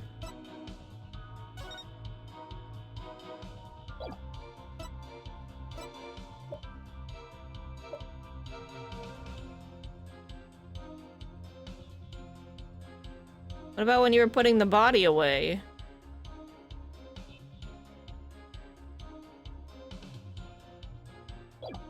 I guess we could try that.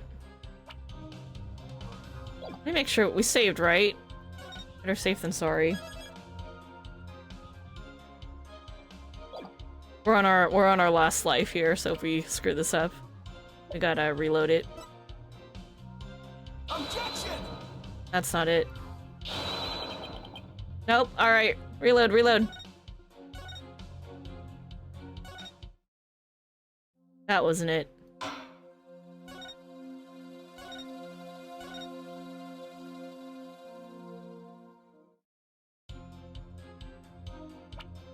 He was always in the company of others, he says.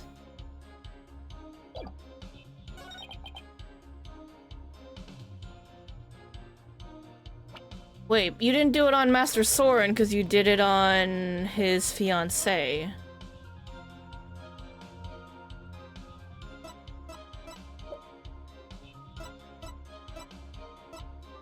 Did we use that logic?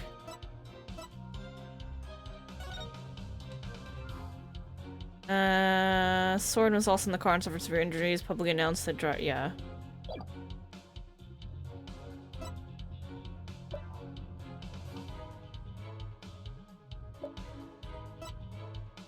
Objection! Nope, that's not it. Not about the revenge. It's not about the revenge. It's something about the timing, I guess.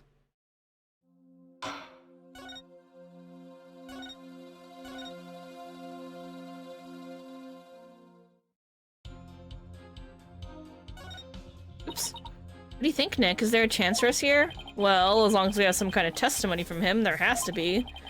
Let's have to compare his testimony against the evidence and find an inconsistency, right? Yeah.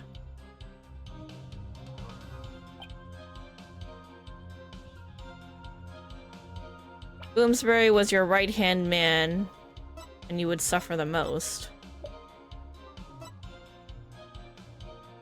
Mr. Doom and Gloom. He would suffer the most from losing him, he says.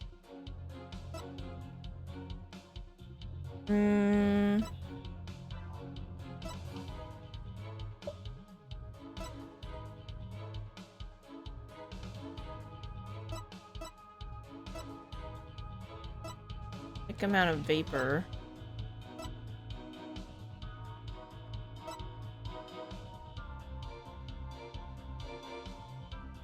Grab Ellen when convenient, then send her off from the Vista deck. Secret from our fiance.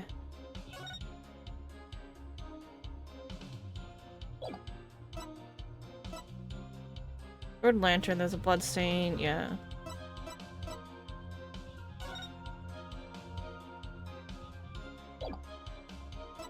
Stationed in the back.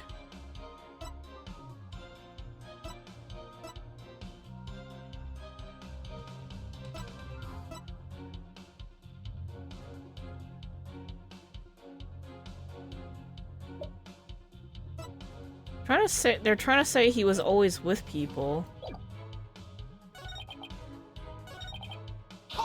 He was always with someone. That's the one we really gotta get rid of. So you were always with someone in their line of sight. Preparing for the reception. He was during the reception, he was stationed behind the couple. When could he have committed murder? And there must have been some time when he was out of everyone's sight.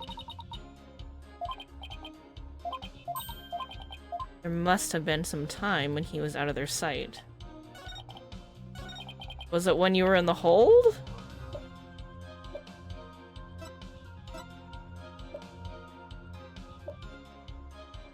Objection! That's not it.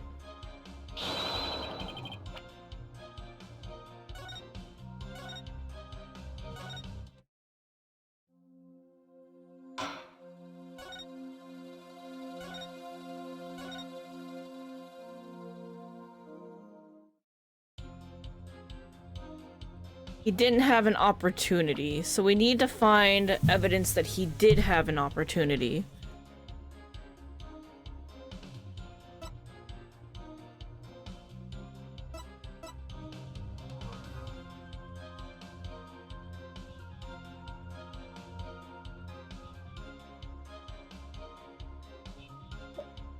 Maybe he could have done it while he was in front of everybody while they're all looking over here.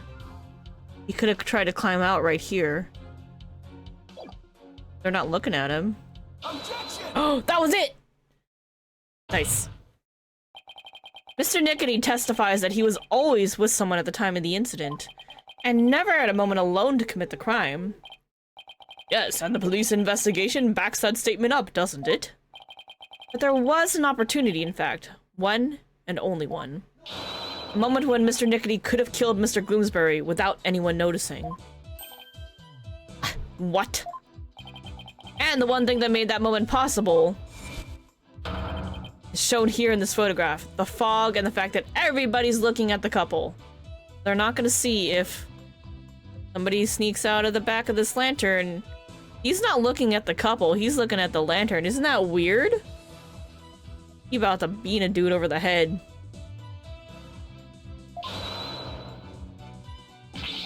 All these people watching, I couldn't have possibly committed murder. Not believe him, Your Honor. This lawyer's a malignant tumor. Wants to infect this judicial body with virulent accusations.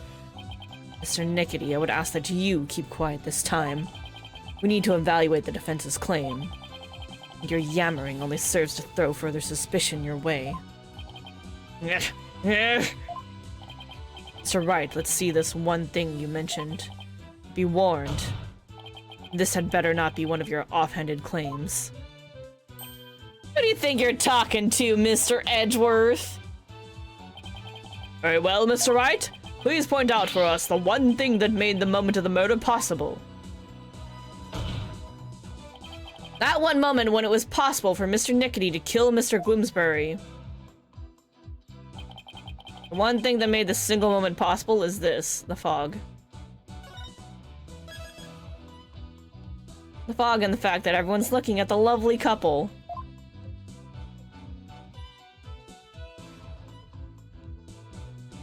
Can I point at the fog machine? No one can see. One thing that made the moment of the murder possible is this thick mood fog that engulfed the entire reception hall. It is under this the cover of this fog that Mr. Nickety murdered the victim. What? Mr. Nickety was standing right next to the lantern that Mr. Gloomsbury was in. That was the only moment the murder could have been committed without being seen.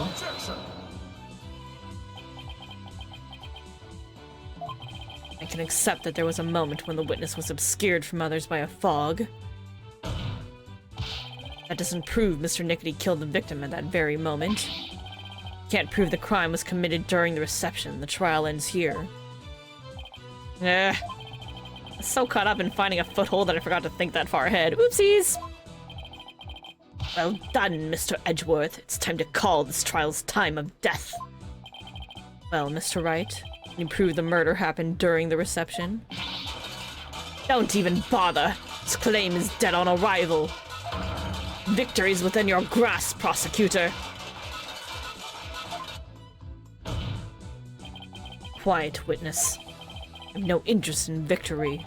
All I care about, the truth. One that we can only arrive at through further deliberation. Edgeworth? Enough of this, Your Honor! This trial is over! No, Mr. Nickety, that is for me to decide. Mr. Wright, can you prove it? Can you prove that the murder was committed during the wedding reception? Why is there no verdict yet? The lawyer's obviously out of answers. Prosecutor, the judge, they're all infected. Their malignant stupidity is so advanced not even the best surgeons can save them. In fact, not even a brain transplant could cure them. This court is infected with idiocy. It's a pandemic. You can't say shit like that right now. Objection! Thank you, Phoenix. Mr. Nickety, that's enough already. Finally ready to give up, are you? No, just the opposite, actually. I'll prove the murder was committed during the reception. By you. Ah! Get smacked. I'll prove it. Can you really, Mr. Wright? Yes, I can, Your Honor.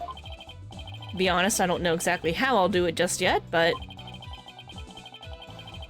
if I want to get the truth Edgeworth was talking about, I'll just have to find that way. We gonna brain this? Very well, Mr. Wright, let's have your proof. Enough of this foolishness. He's just bluffing. Stop him from speaking, Your Honor. I will do nothing of the sort. You're just a district court judge. The power of the Sprocket family, enough of your foolishness, Mr. Nickety. This judicial body will not succumb to the influence of money or power. Ugh. Now then, let's hear it, Mr. Wright. Let's hear your truth. Think, Phoenix. Remember everything you've learned so far. You can do this. You can find the definitive evidence that will lead us to the truth. Oh yeah, here we go! It's brain time. Think, Phoenix. You're braining now. How can I prove the murder took place during the wedding reception? If Pierce committed murder during the wedding reception, then he had to have used a murder weapon.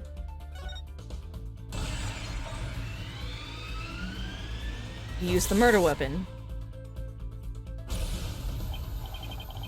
Yes, the weapon that was used to strike the victim twice. According to the autopsy report, the victim was hit by the same object both times. So without a doubt, Pierce used it to commit the murder. The weapon used to kill Gloomsbury was... Timekeeper.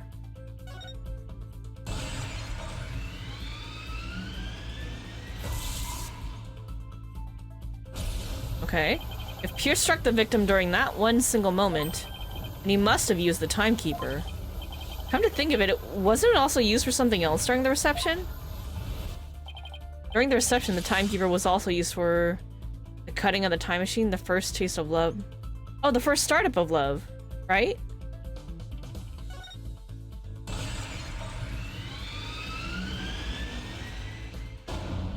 Timekeeper had been activated.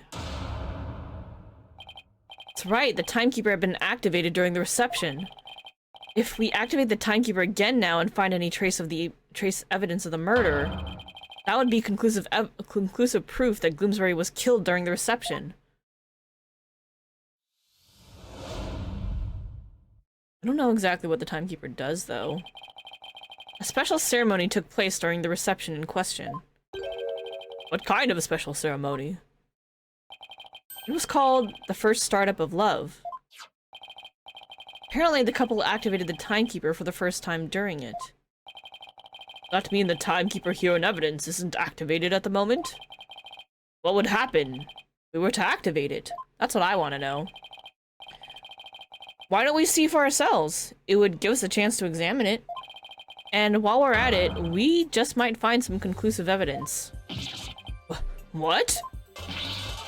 No, you can't activate it. So Nekity, keep quiet or I'll have you thrown out of court. Ugh. By the way, Mr. Wright, this is supposed to be a time machine, right? We aren't going to travel back in time to the Stone Age or anything, are we? I don't think we have to worry too much about that, Your Honor.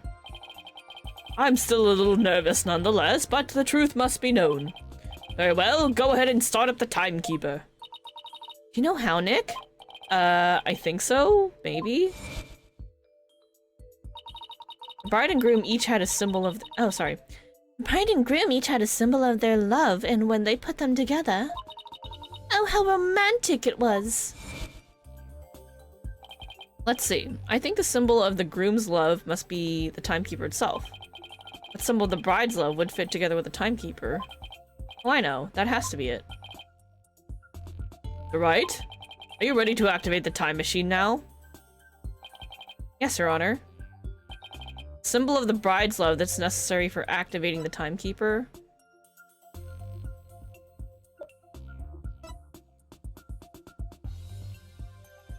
Is the key of love? Making me nervous because I only got one thing. Once we set this in place, we can activate the timekeeper. Set it in place where? It doesn't look like it fits anywhere. You don't think so? Not even if we kind of jammed it in. He's about to penalize me. Nope, nope, nope, it was the necklace. It was the necklace.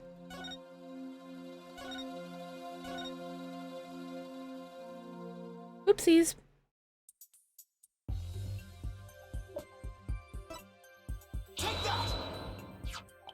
Miss Wyatt's pendant is the symbol of the bride's love that's necessary for activating the timekeeper. What? Does that mean you can start it up with Miss Wyatt's pendant? I believe so, Your Honor. Very well, please try it now, Mr. Wright. Okay, here I go. First I have to figure out where the pendant goes.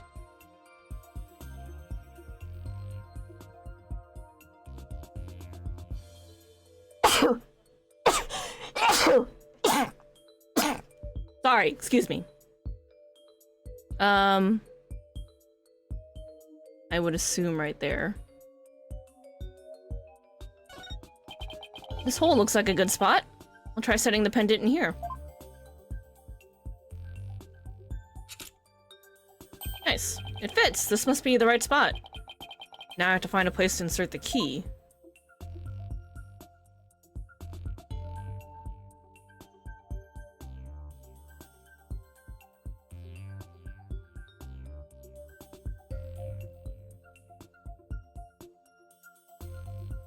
This thing is way too annoying.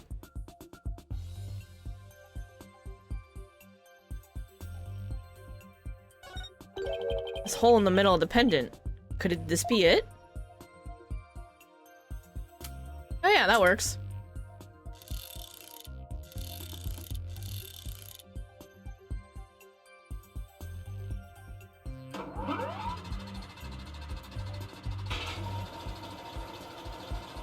Oh, shit! It worked! The timekeeper's been activated! That's a bloodstain! He fell over! Someone got beamed with this thing. Now all I have to do is find proof that the crime was committed during the reception. Ah, gee, I wonder what it could be. Hey, look at that. I think I found it. Conclusive evidence that the murder was committed during the wedding reception.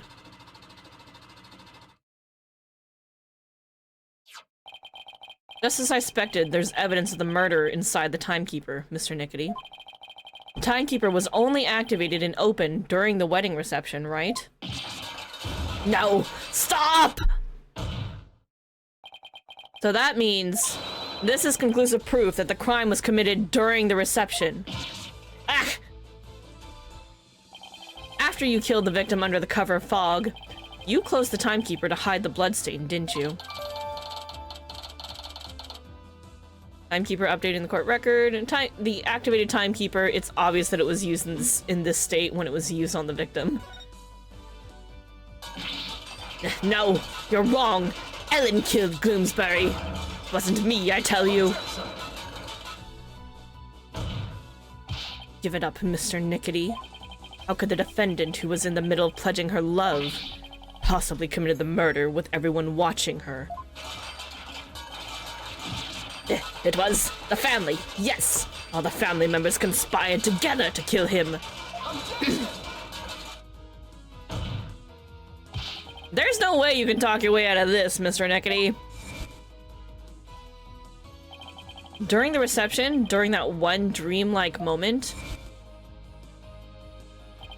only one person could have used the timekeeper to beat the victim to death.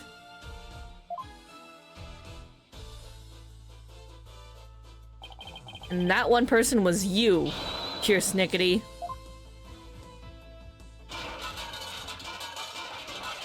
Ah! Get smacked. No, this isn't over yet. I won't give up. Ooh! No, I cut the artery. Stupid thing. Stop the bleeding now. Give me forceps. Forceps, I said. Hey, where is everyone? Fine, I'll manage this alone.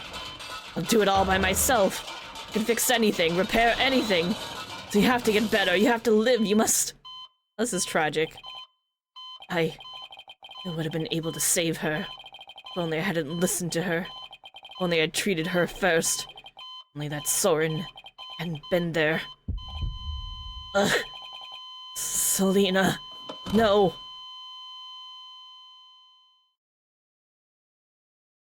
That's tragic.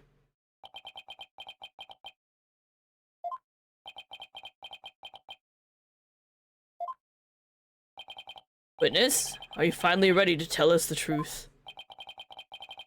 It's just as the lawyer deduced. It was all a revenge scheme against Soren Sprocket? You have any idea how hard it is to lose someone you love right in front of you? Selena's condition was clearly more critical than Soren's, but in spite of that, she said, Please help Soren.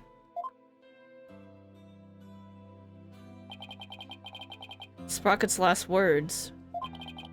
Well, that's what she really meant by those words. Was able to grant her wish, but at the price of her life. You got a job with Sprocket Aviation and waited for your chance to get revenge. You got close to Mr. Gloomsbury and hatched this plot. Is that right? Gloomsbury already bore a grudge against Soren. So when I tempted him with an even better position, he immediately took the bait. It was your accomplice, someone who shared the same goal as you. Why was it necessary for you to kill him? I didn't expect Soren to strike Gloomsbury out on the Vista deck. And I certainly never imagined he'd make his way there along the outside wall. Soren's love is the real deal after all. My plan had been compromised, so for the time being I hid his body in the lantern. Tried to think of my next move. And then Mr. Gloomsbury came too during the second wedding reception. As soon as I saw Gloomsbury, I instantly hit upon an idea. I pinned the blame of Gloomsbury's murder on Ellen. Tried to break up the couple by making the bride out to be a murderer. Despicable. Soren was getting the company in a wedding. Both things that were supposed to be Selena's took every happiness from her. Who's the despicable one here?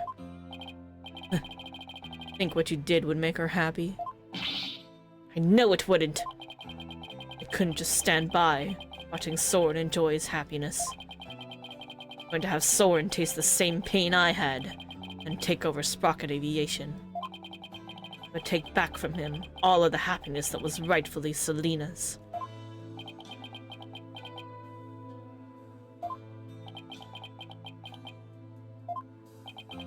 Time stopped for me the day I lost her. Just like this pocket watch of hers.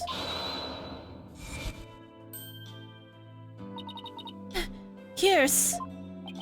Miss Wyatt? I believe Selena would have said, "Leave this ill will behind. Your time is yours to live." It's too late for me. Time will never advance for me ever again. What? Can't be. Oh, it broke. Oh no, it started working again!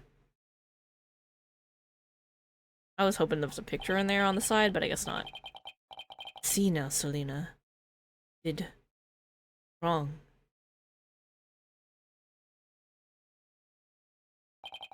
I see no further need to continue this trial. Bailiff, please take Mr. Nickety away. Here's Nickety. Another inconsolable time traveler who lived in the time that stood still.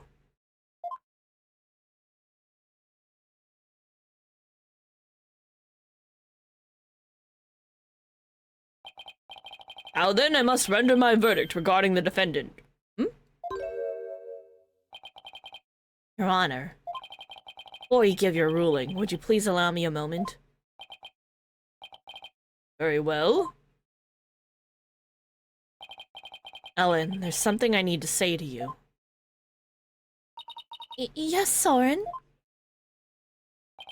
I put you through something truly horrible. The whole thing happened, all because of me. I don't understand if you wanted to call off our marriage. What?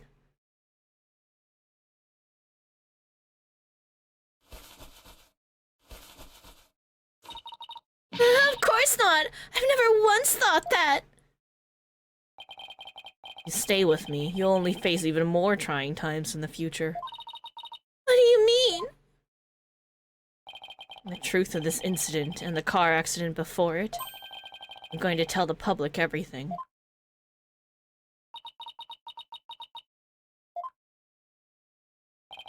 I expect the company's reputation will suffer, and I'll take a lot of criticism.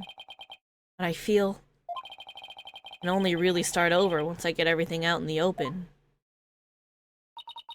Soren... For all that's happened, I might not have the right to ask you this, but... Well, should I say this? Y'all just...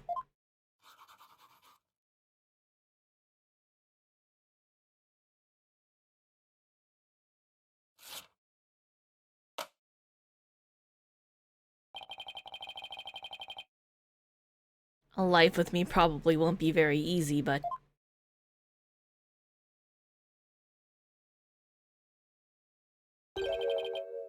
Will you marry me? Aww. Cute. Yes, of course. Aww. Your Honor, thank you for this time. Please continue with your ruling. Very well, but first I have one question. The two of you pledge your eternal love for each other to the goddess of justice, Themis.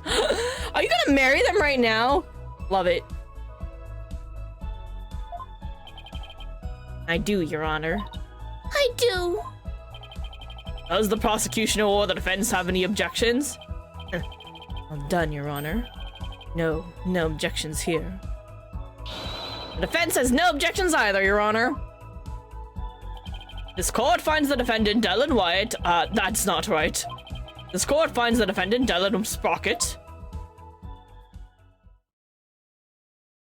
Not guilty. Are we also marrying them at the same time? Because cute, funny, very appropriate. Anyway. Aw, it's her real face and not like her done-up face, too. Good victory. Yay, we did it! This court is adjourned! No, you're supposed to marry them first! Oh, man. Make it official. I guess they kind of did already. Sort of? Well, they had the reception. I don't know. Oh, wait, they didn't sign anything legally yet. Judge, do the thing! September 23rd, 11:36 a.m. District Court, Defendant Lobby number 3. Ellen, Soren, congratulations! Mr. Wright, I can't thank you enough. If you hadn't exposed the truth, Soren, I wouldn't... But now you can finally start your new life together, right? Thank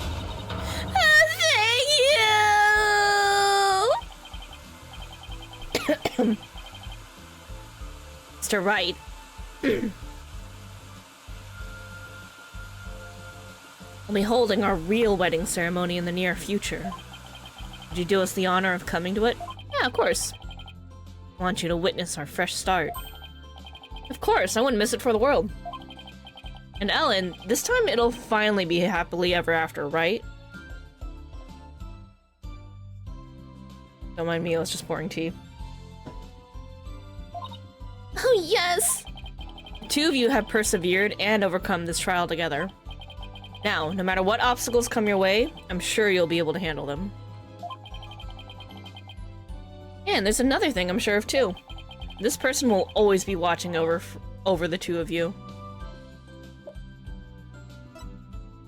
Take that! Selena! Yes, I think you're right.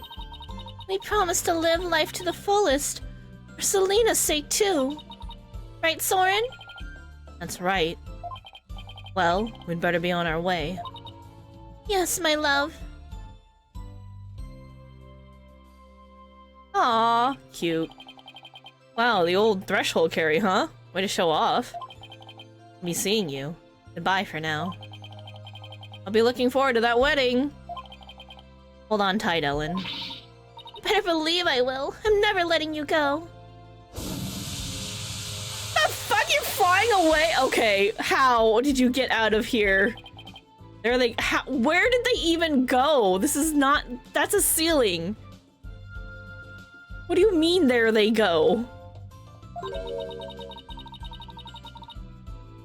You're not thinking of going to that wedding by yourself, are you, boss? You're taking us too, right? Oh boy, I bet there's gonna be all kinds of fancy food there. You know, when did you get here? Just now. I would have been here to cheer you guys on earlier, but Tracy never gave me a chance to slip away. You're gonna be in even bigger trouble with her later. Speaking of the wedding, maybe I should ask them to invite Edgeworth. Mr. Edgeworth? Really? He thought Ellen was guilty all the way to the end. And that may be true, but don't even bother. His claim is dead on arrival. The victory is within your grasp, prosecutor. Quiet, witness. I have no interest in victory. All I care about is the truth.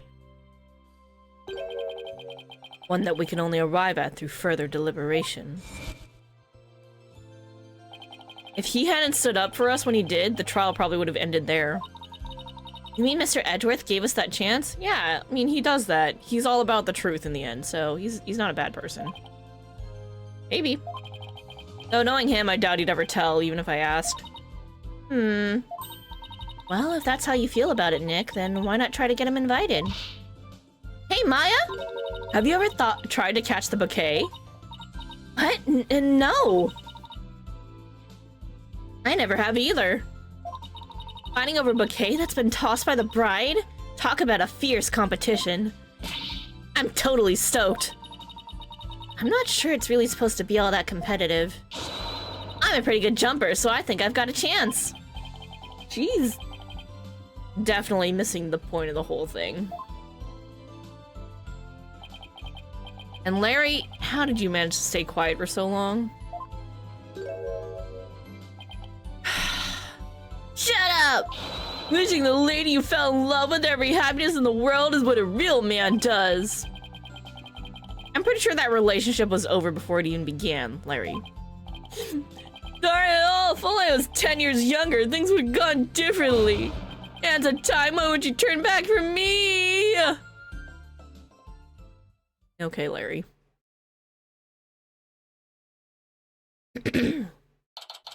September 30th, 9:20 a.m., Sprocket Park Mooring Dock. Today's Ellen and Soren's third wedding ceremony and reception. I heard the bride and groom insisted on it being at the Flying Chapel again. In the end, they were nice enough to invite me and Maya. And Athena kind of invited herself. They also invited Edgeworth, Emma, and even Larry. They say third time's the charm, right? I really do hope it's happily ever after for them this time around. Still, I get the feeling it's gonna be one rowdy party.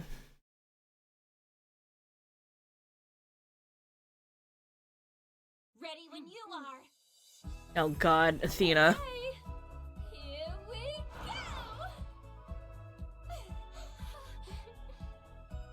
Huh? Apollo? No, Larry. Oh, it's Larry. Hey! Look who's next! Huh?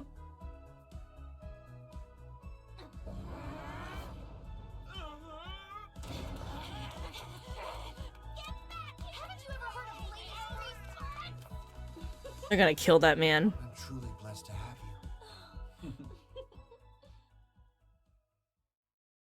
They're cute.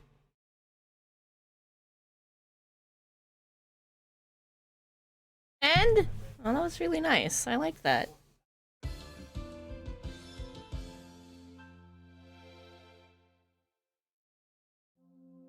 That was such a good case. It was so much fun. I hope you guys enjoyed it too.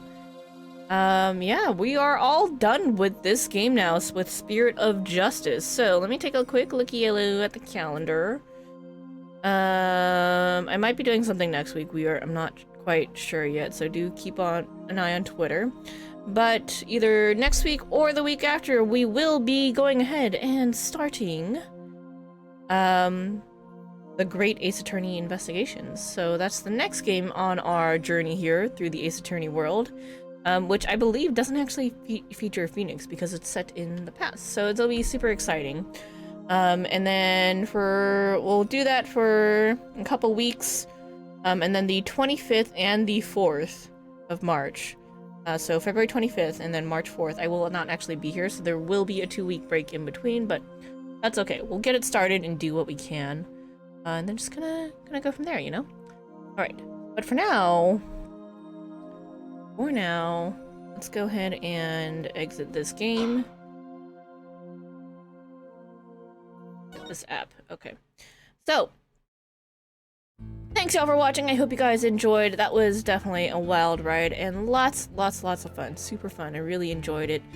Let me see if Darjeelingling and Dr. Lupin are on. Let's go raid Darjeelingling. Let's go say hello to him. Was here earlier. Just say hello. Stop by, whatever you like. And then, you know, I'll hopefully see you guys later or the week after for the beginning of Great Ace Attorney Investigations. But for now, have a wonderful week, y'all. Hope you guys enjoyed. Have a good night, and I'll see you guys next time. Bye, everybody.